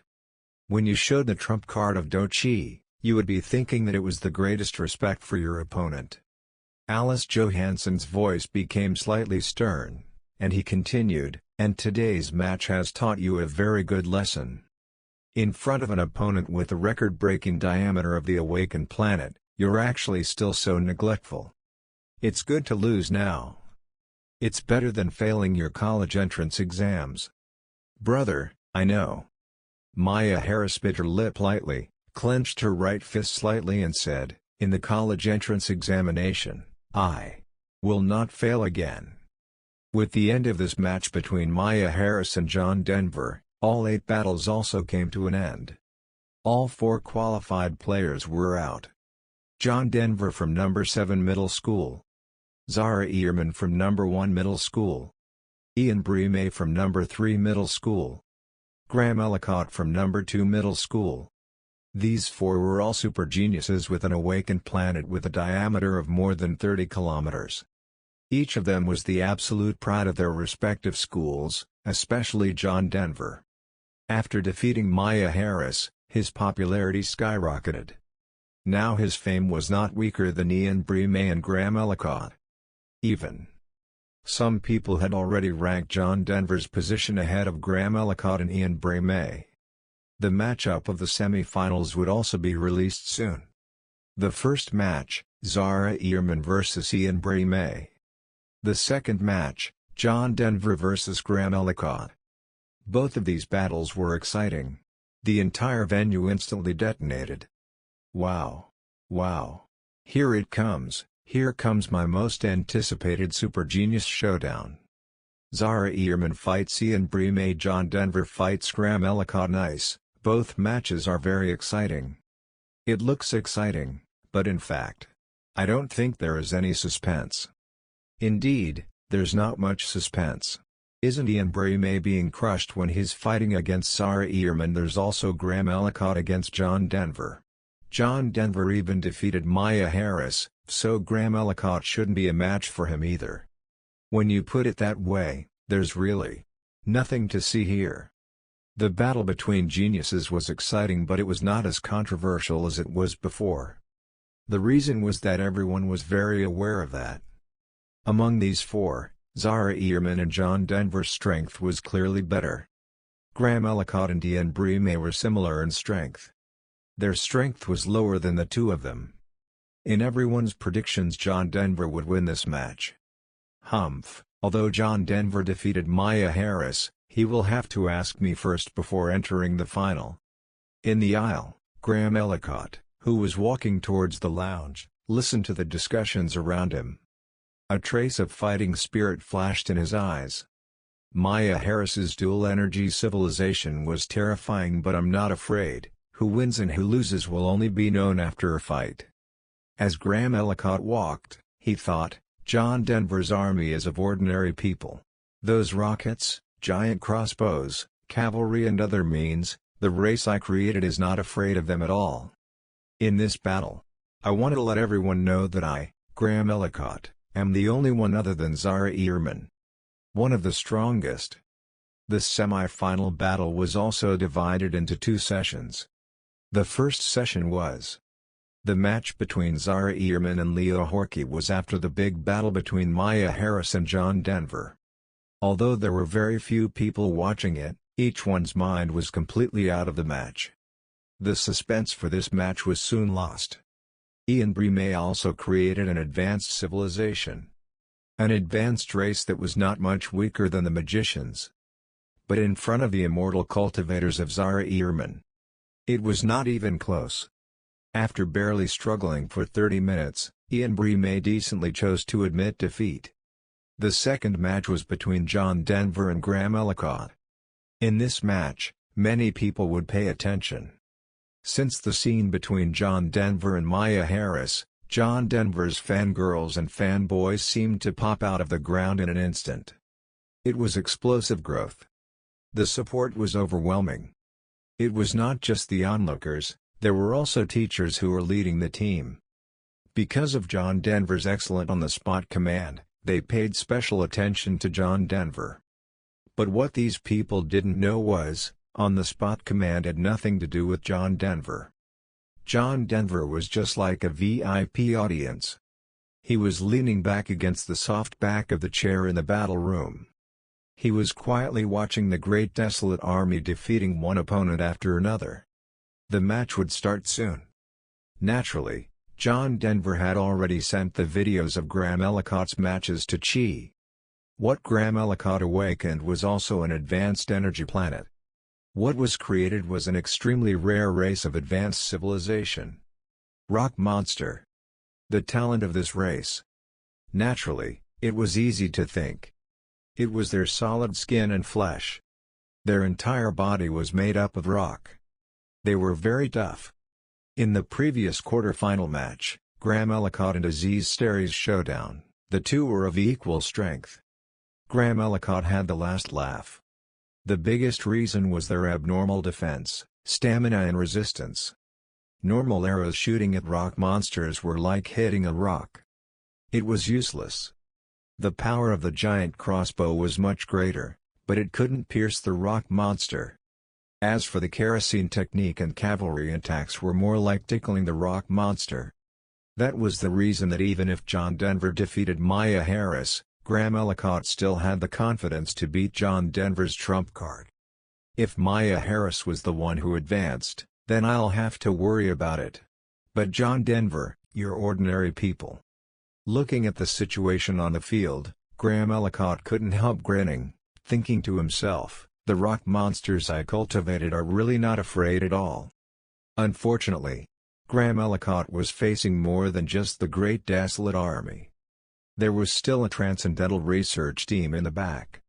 In the eyes of the Transcendental Research Team, as long as it was a creature, it must have its weaknesses. It depends on whether they could find it or not. The weaknesses of the rock monster. It was very obvious that their speed was not fast. But on the battlefield, these weaknesses could be well masked. And the biggest weakness. The Transcendental Research Team had developed a program to address this. They dropped kerosene tanks and rockets first. Let the heat rise to the surface of the rock monster. And then they threw ordinary water tanks. Let the temperature cool down. With a mix of hot and cold, rock monsters would become more crunchy. But this was no ordinary rock. This method was only for rock monsters. It didn't help much at all. And the purpose of the Great Desolate Army was not to kill the rock monster by this time. The inescapable net created by Chi's people entered the arena. It would not only reduce the defense of the crunchy rock monsters. In addition, it would become more difficult for it to turn around and move.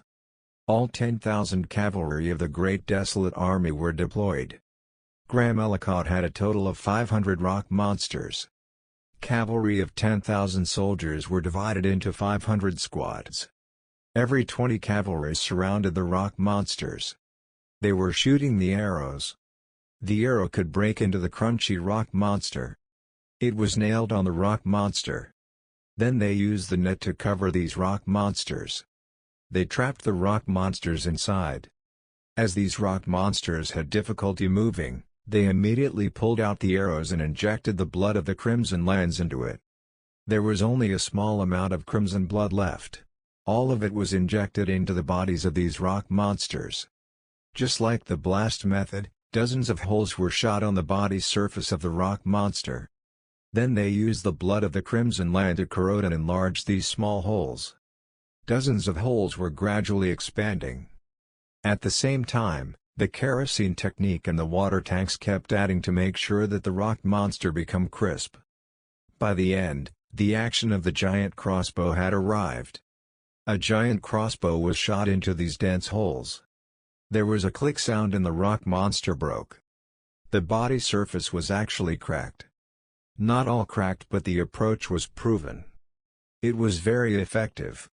It gave the Great Desolate Army enough time. The giant crossbow would tear apart the bodies of these rock monsters little by little. I admit defeat. Seeing this scene, Graham Ellicott in the battle room resolutely admitted defeat. A hint of complexity flashed in his eyes. Originally, he was still not convinced by other people's comments. But now, he also had to admit that John Denver was indeed much stronger than himself. So far, the semi-finals were over. None of the two matches took much time. It was over soon. The two people who entered the final were also out. No surprise.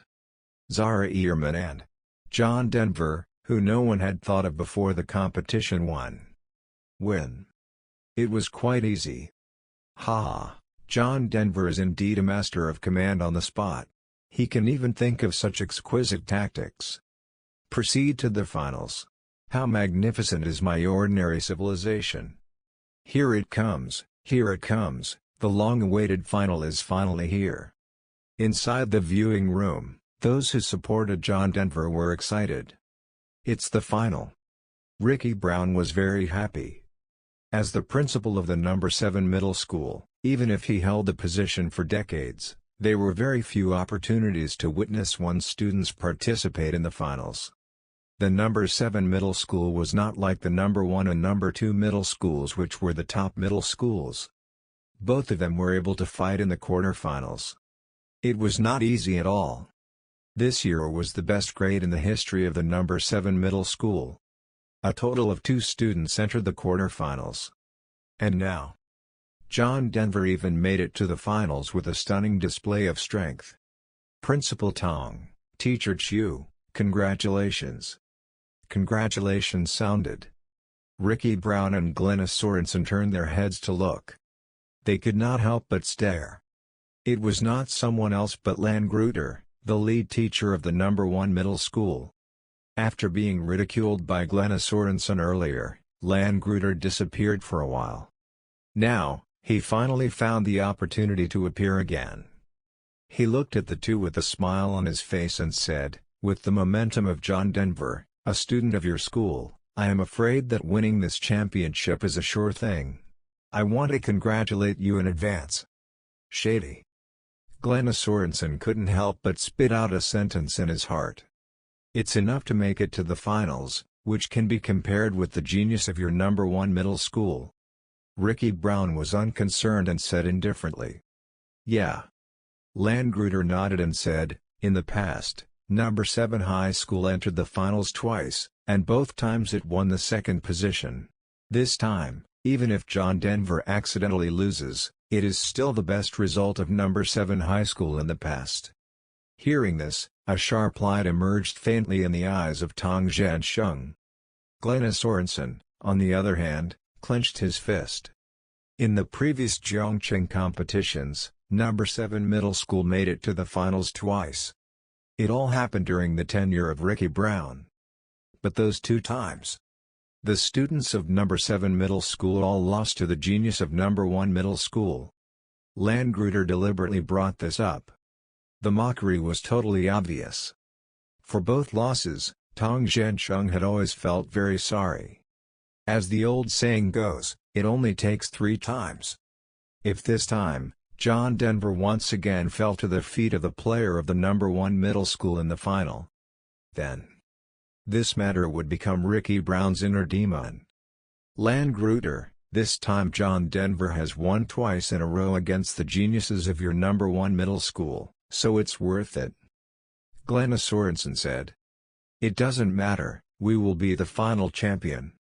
Landgruder smiled faintly. "We'll see." Glenna Sorensen had a faint trace of anger in his eyes, but he also knew that Landgruder was so confident. The reason was that Zara Ehrman was too much of a demon.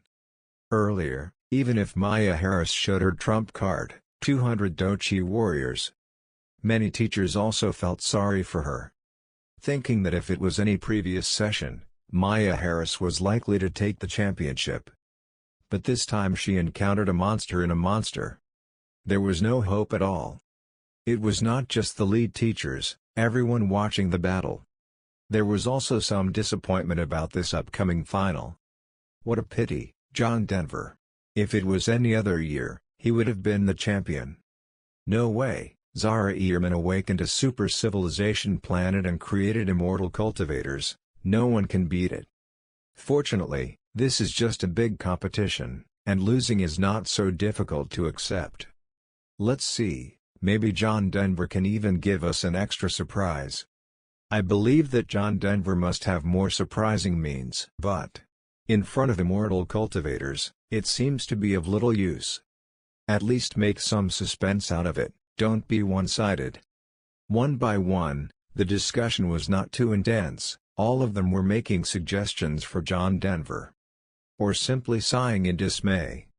Just like the national football team of the previous life. Before the last match, the probability of qualifying was only 0.01%. With the consistent nature of the national football team, this probability could actually be omitted and ignored.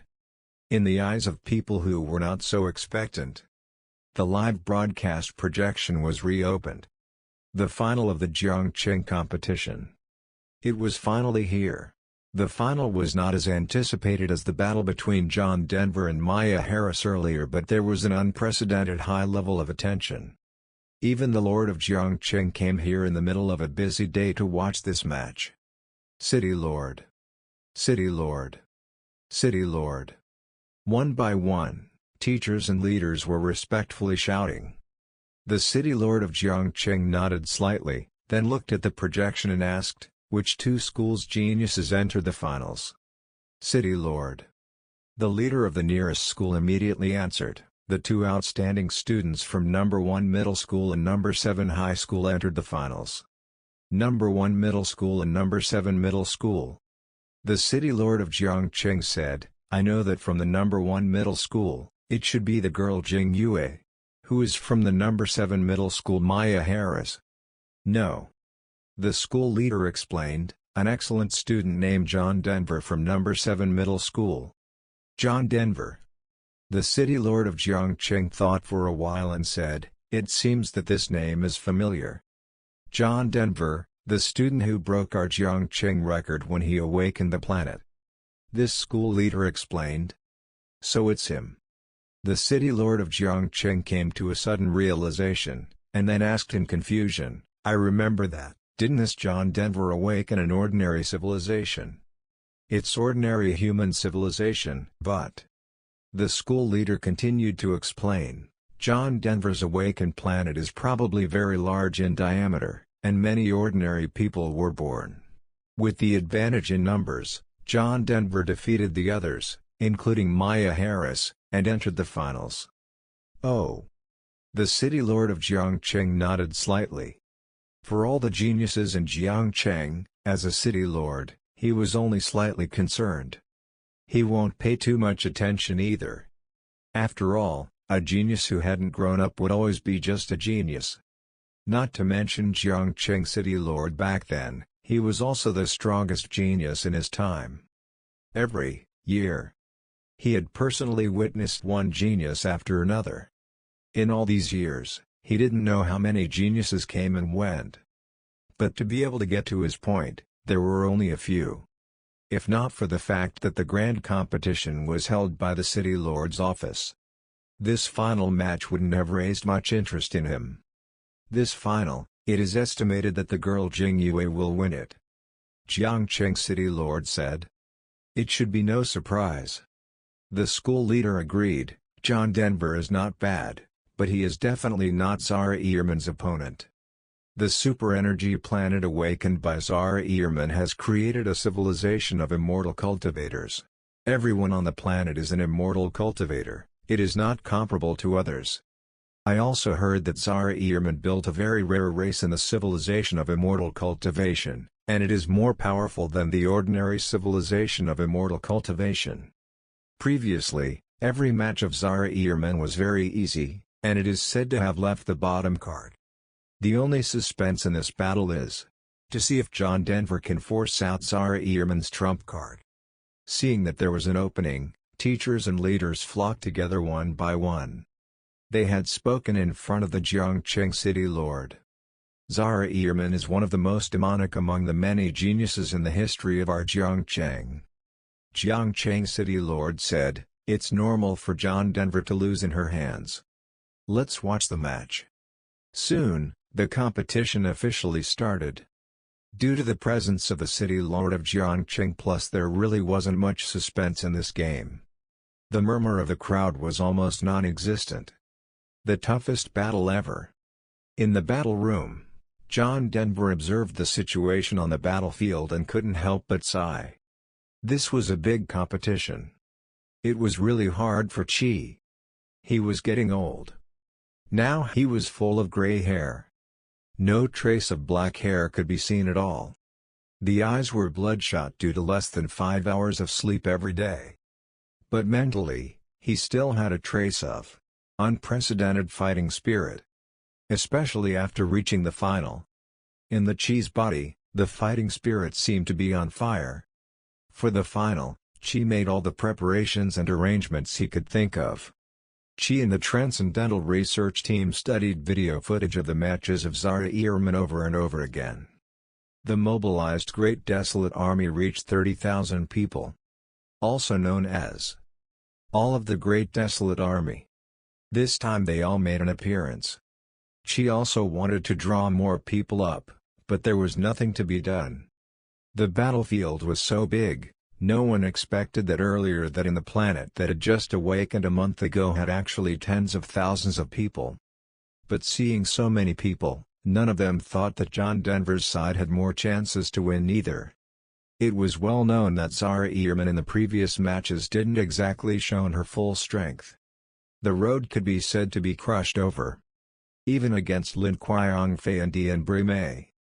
It was also by virtue of these powers displayed, she defeated the two of them with ease. No wonder, the crowd was in agreement. Even Maya Harris, who had awakened dual energy was no match for Zara Ehrman. Super civilization compared to advanced civilization could almost be considered a qualitative leap. It was stronger than a little bit. After the debut of the Great Desolate Army, the immortal cultivators cultivated by Xia Kingdom also entered. This was a team of 500 people. Each one looked like a human. But as compared to humans, there was an ethereal aura on their body. The skin was very white. Especially those eyes were giving a sense of aura. Shu Ling Clan. John Denver slowly spit out these 3 words. What Xia Kingdom created was not an ordinary immortal cultivator. In the immortal civilization, it was an extremely rare, and extremely powerful race, the Shu Ling. This race was the most powerful. All of them had innate spiritual bodies. In other words, even if the Shu Ling clan didn't need to train specially, it would also automatically absorb the aura between heaven and earth all the time. Over time, their strength would automatically increase. If cultivated, that would be even faster. This was also just one of the talents of the Shu Ling clan. And others were very scary talents. All kinds of talents were added up. Let the Shu Ling clan be recognized as an extremely powerful race in the immortal cultivation civilization. 500 Shu Ling clan people. Although it was not much, it was scary enough. On most Shu Ling people, John Denver saw a familiar thing. Bows and arrows. This was also a talent of the Shu Ling clan. They were very close to nature, and were good at archery. They were rumored to be in the jungle. There were not many races who dared to fight against the Shu Ling people. But it was different from the bows and arrows of the Great Desolate Army. These bows and arrows were all made of wood, and they were even more small and exquisite. The material used seems to be some kind of material from a transcendental plant. Arrows were also made of wood. Again, the material looked transcendental. Although it did not contain metals if anyone takes this bow and arrow lightly. That would be a big mistake. The power of this bow and arrow had been vividly displayed by the Shu Ling people in the previous matches. Kalam Mahadi and Ian Brime were 2 talents. All were defeated by such a powerful bow and arrow. There are several kinds of arrows of Shu Ling people. She was having final deliberations with the Transcendental Research Team. The most powerful one is comparable to our giant crossbow. The ordinary arrows are more powerful and faster than our bows and arrows. Almost. It's comparable to the fastest speed of our sound-absorbing arrows. And, most crucially, the Shu Ling people's archery skills are extremely superb. It can be said to be 100 shots. It's almost impossible to miss, even for the other transcendent people. If our soldiers are targeted by them, they basically can't escape. The elderly scholar was speaking slowly. The more he said, the frown on the next one gets tighter. Ian Brime was also a super genius with an awakened planet with a diameter of more than 30 kilometers. The difference between the diameter of the planet and that of Xia Kingdom was not much, but he was still crushed. The main reason was that they were completely unable to block the bow and arrow strikes of the Shu Ling. The first round of arrows was shot and 100 soldiers of the Great Desolate Army were down. How could they still play this match? Even Maya Harris's Dochi Warrior and Graham Ellicott's Rock Monster had more defensive power. They should be able to withstand a round, but they definitely could not stop the second round of shooting. But we have one big advantage. The old scholar glanced at everyone, and then said, that is, we have a lot of people. We have 30,000 soldiers. And the arrows of the Shu Ling people. Although the power and accuracy are great, it can only hit one person at a time. Chi nodded slightly. If the arrows of the Shu Ling people were group injuries, then this match might be pointless. But archery is only the most obvious killer move of the Shu Ling people. The aged scholar continued, saying, without the use of bows and arrows, they are very powerful in battle themselves. According to the classification of transcendent civilizations, immortal cultivation civilization is the most powerful category in almost all civilizations. Immortal cultivators of the same level are more powerful than martial artists, magicians, etc. If it's just these Shuling people, it is also difficult for the other side to gain the upper hand. So, my guess is that the other side will definitely play the so-called bottom card. The voice just fell, then a burst of sound was heard from the opposite side. The crowd looked away. After seeing the 500 Shuling people on the other side, the passage did not close.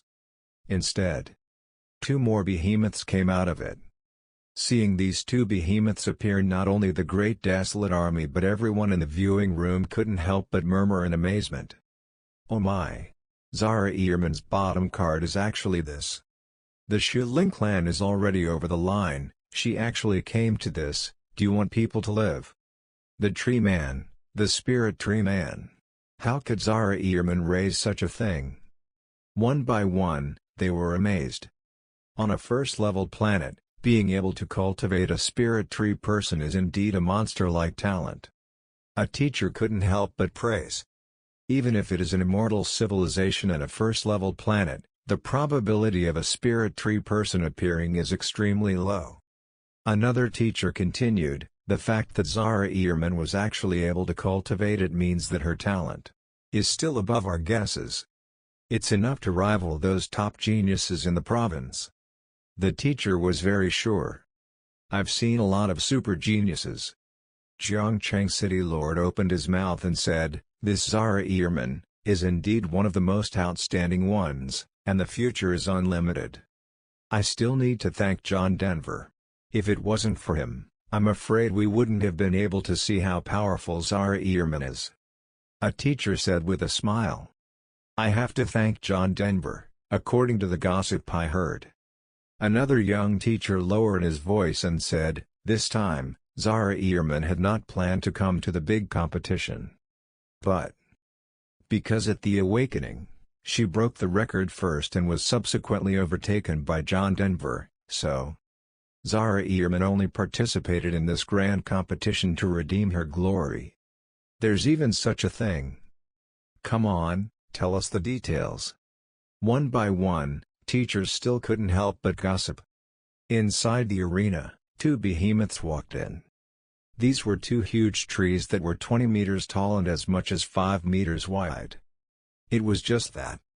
It was not the same as ordinary tree people. Instead, they had 2 big hands. There were also a pair of big wooden eyes. To be exact, they were tree people. A giant spirit tree man. It was a very rare type of life. It could only be born in a civilization of immortal cultivation. Xi and the Transcendental Research Team couldn't help but stare in disbelief. Is this the tree class of transcendence? One scholar asked speculatively. Spiritual tree people, the product of immortal cultivation civilization. This time, John Denver used air oscillation to pass the sound to Qi. There was no way of the sudden appearance of spirit tree people.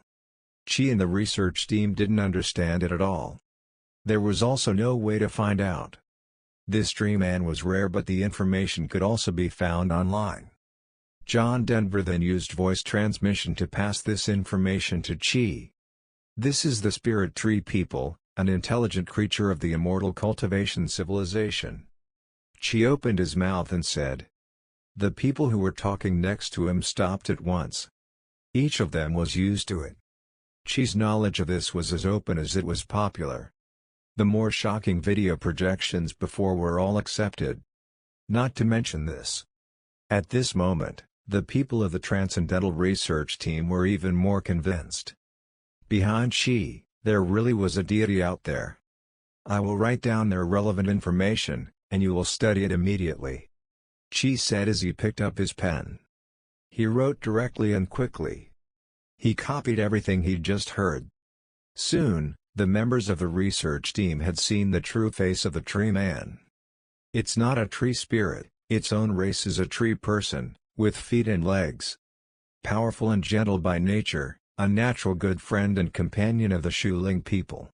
On a first-level planet, the spirit tree people belong to one of the most powerful races that can be cultivated. Looking at them one by one, All of them were slightly surprised. Following this content, the spiritual tree man was simply superlative. Even if there were only two trees on the opposite side, they could hardly think of any way to deal with it. "The opposite side is moving," a general shouted. Chi hurriedly saw that the two spirit tree people were walking in front of the 500 Shuling people. They were slowly moving forward. While looking at the great desolate army, they pressed forward. 500 Shuling clansmen then followed behind the spirit tree people. Following along. Opposite. This is to use the spirit tree people to block our attacks, then get close and then finish us off. One scholar immediately speculated. That should be the case. The old scholar nodded and said, if they shoot bows and arrows, their number of arrows is definitely not enough. Instead of consuming arrows for nothing, they are directly using the high defense of the spirit tree people. They are waiting until they get close and then deal with our soldiers. Once in close quarters, many of the great weapons of the great desolate army would lose their usefulness. For example, arrow rain, kerosene, giant crossbow and so on. We can't let them get close. Chi made a decisive decision, glanced around, and shouted, the heavy cavalry attack, go around behind them, and attack the Shuling people. Archery team, get ready and cover the cavalry. The giant crossbows, get ready and prepare the kerosene. The team that can deal with these two spirit tree people will get double contribution points after the battle. With a command from Chi, all the teams moved fast. But this way, it also disrupted the previous deployment of the Great Desolate Army. Previous deployments all revolved around dealing with the Shuling people.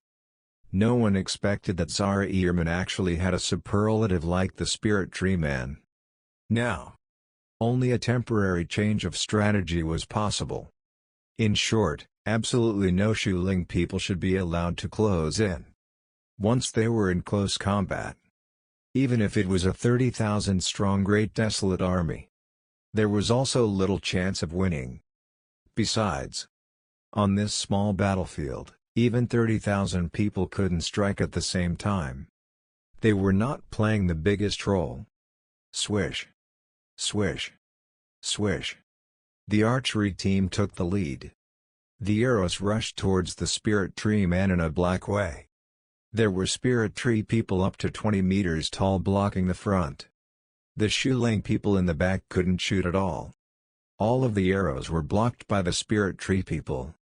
Pffffffffff. An arrow shot at the spirit tree man. It was only slightly sunk in. Thousands of arrows were shot but most of it was blocked by the dense foliage. The rest were densely nailed to the trunk and branches of the spirit tree man. Then the crowd was surprised to see the huge body of the spirit tree man gently shaking. These arrows were like beans, being all shaken off. The spirit tree people were not affected at all. They kept moving at a slow pace. Changed to rockets. Seeing that normal arrows were useless against spirit tree people, she immediately thought of the rocket. At the same time, kerosene tanks were also placed on the stone thrower one by one and took the lead in projects. It landed on the giant tree and shattered apart. The kerosene inside flowed down and was dripping down the branches and trunks of the trees. Then the archery team's rockets were shot. As the kerosene touched the rocket, it blazed immediately. Chi. The branches and leaves on the spirit tree man were also set on fire. It was burning fast. Fire attack works. Seeing this scene, the Transcendental Research team was all excited. However, in the next moment, they just couldn't stop laughing. Only to see the 500 Shuling people behind the spirit tree people. At this time, a few beautiful women walked out. Each held a translucent, jade-like thing in each hand. These beautiful women threw the translucent jade token at the spirit tree man. Immediately, the speed at which the flames spread, slowed down to the naked eye. Spiritual talisman. It should be the spirit talisman, which is made by the Shuling people to condense the essence of heaven and earth, with all kinds of incredible abilities. It can't be, didn't Xia Kingdom just awaken the planet a month ago? How could there be this thing? Spiritual talisman. The probability of this thing appearing on a first-level planet is even rarer than that of a spirit tree person. The spirit tree people are somewhat afraid of fire, but with the spirit talisman in place, the fire attack will be useless at all. Seeing the translucent jade token thrown out by the Shuling clan, everyone was surprised inside the viewing room. The immortal cultivation civilization created by Xia Kingdom has only been around for a short time, but the structure is already perfect, and it can attack and defend, with basically no shortcomings. Yeah, this kind of genius with no weaknesses, will go further in the future. Teachers, including the city lord of Jiangcheng, were also sighing. They lived for dozens of years and had seen too many geniuses in the Jiangcheng Grand Competition. Every session had at least one super genius, but the ones that really ended up being able to grow were not much. Some genius cultivated races that were strong at first. For example, the offense was very strong, but when it came to the defense, it was easy to be targeted. The less the weakness of the race, the more sustainable the development of planetary civilization would be. This was also why the Shuling race was recognized as an extremely powerful race. It was because the Shuling clan had both offense and defense. Their talent tree was almost full. Basically, there was no weakness. Under the effect of the spiritual talisman, the raging flame of the spirit tree man had already decreased. Finally, disappeared into thin air. How many jade tiles did the other party use? Was it actually able to put out the fire?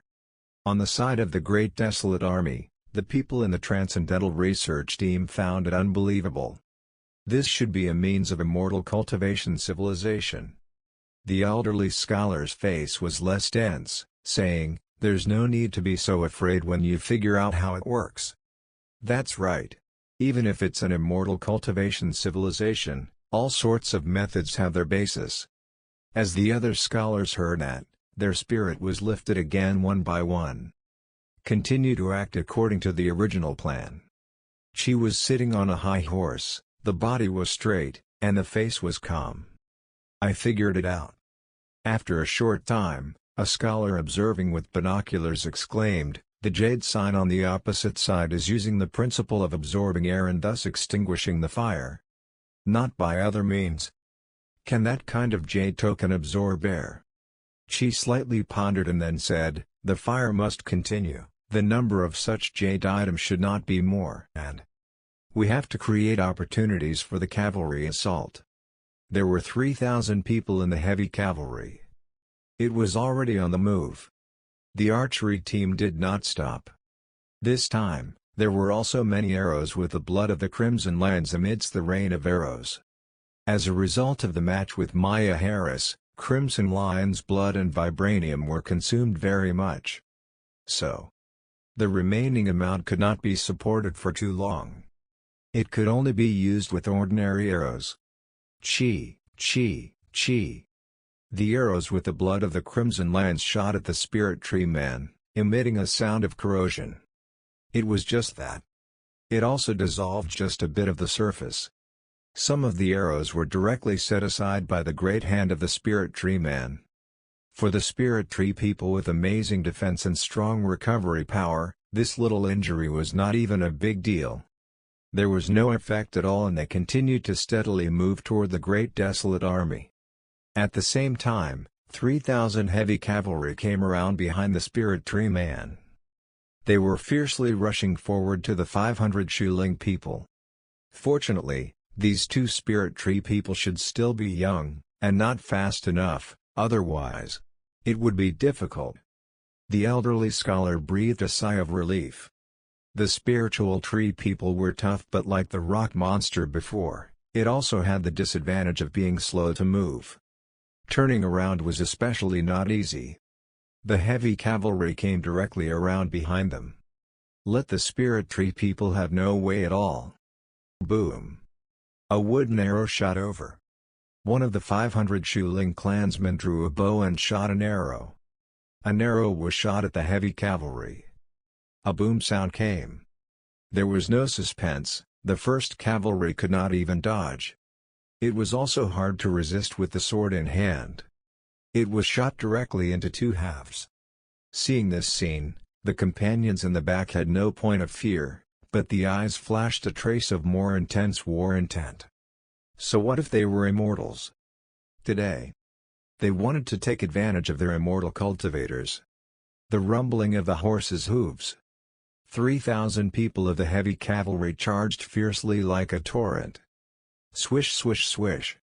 The Shuling people kept drawing their bows and shooting arrows. Same as the findings of the Transcendental Research Team. The Shuling people were all natural archery masters. The soldiers of the Great Desolate Army were constantly getting hit by arrows and falling off their horses. She watched all of this in silence. This was, since the formation of the heavy cavalry.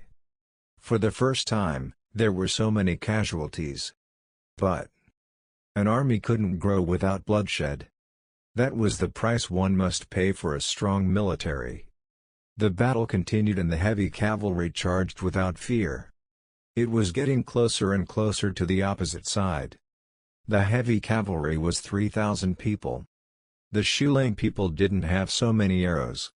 Soon, an elderly Shuling blew a sound like a whistle. 500 Shuling people jumped in place. They jumped directly onto the branch of the Spirit Tree Man. They were looking down at the Great Desolate Army from above. Such a high position, plus there were Spirit Tree people on guard. The heavy cavalry could only stop under the trees. Some of them helplessly looked at the Shuling clan in the tree. As for climbing the tree, if the brain was not rusty, it was impossible to come up with such an idea. Shuling clan jumped gently. They could jump so high. On individual force alone, these Shuling people far surpassed the Great Desolate Army. The Great Desolate Army was relying on the impact of heavy cavalry. Because of this they dared to rush over to fight. If it was infantry, they would definitely be slaughtered. In terms of individual strength alone, the Shuling people were also the strongest individuals the Great Desolate Army had seen so far. This was still under the premise that the opponent did not use a bow and arrow. Above the battlefield, there was no movement. The Great Desolate Army was caught in an awkward situation where there was nothing to do. John Denver watched quietly. This was somewhat similar to the battle with Maya Harris. But in that battle, Maya Harris's main defense force was the warriors. It was completely incomparable to these two spirit trees in front of them. The warriors were at least able to fight head-on, while these Shuling people dodged towards the Spirit Tree Man. The Great Desolate Army couldn't even reach them. The rain of arrows continued. They were trying to slow down the advance of the two Spirit Tree people. The heavy cavalry didn't stay idle either and started thinking of all kinds of tricks. For example, throwing hooks, throwing hardened concealed weapons, harassing with bows and arrows. Trying to do everything they could. Arrow rain, fire attack, giant crossbows, cavalry, and the blood that contains a very strong corrosive. John Denver's side seemed to have used all the means, right? Yeah, all of these were used in front, or in the Maya Harris's battle. These means were indeed terrifying. Maya Harris's dual army of magicians and warriors couldn't even stop it, but I didn't expect that against Sarah Ehrman. It's actually not even enough of a threat. Any more tricks? If not, just admit defeat, it's the best you can do. The key is the two huge spiritual trees. If you don't solve the spiritual tree, all methods will be useless. These two spirit tree people are too superlative, just like cheating. Do you guys think Maya Harris's magician army is useful against these two spirit tree people? It should work. But at most the Spirit Tree people will be a little wounded and... Do you take the Shuling people as an audience with the Spirit Talisman in place? Even powerful magic will be greatly weakened. Getting to this point, inside the viewing room, almost everyone could see that the Great Desolate Army's side did its best. From the very beginning, they used all methods and not spared lives. They let the heavy cavalry charge at the Shuling clan. As a result, The effect was minimal. It could be said that it did not work at all. The two spirit tree people carried 500 Shuling clansmen and slowly walked towards the position of the Great Desolate Army. They were getting closer. More than 20,000 people of the Great Desert Army clenched the weapon in their hand. At the moment when the two spirit tree people arrived in front of the army shield formation, she took a deep breath and said, seemingly somewhat helplessly, "Retreat." If the spirit tree people were allowed to rush in, there was no need for the Shuling race to attack. With the wide hands of the spiritual tree man, a single slap could kill several soldiers of the Great Desolate Army. A command was given after the giant shield formation. The 5,000 soldiers of the spear formation retreated backwards at once. Only a giant shield was left still in place. Finally, the former huge spirit tree man reached in front of the giant shield. 4 large hands gently swept down. It directly swept away these huge iron shields. These huge iron shields were 2 meters high. They were thick and heavy. It took 2 soldiers of the Great Desolate Army to move it together.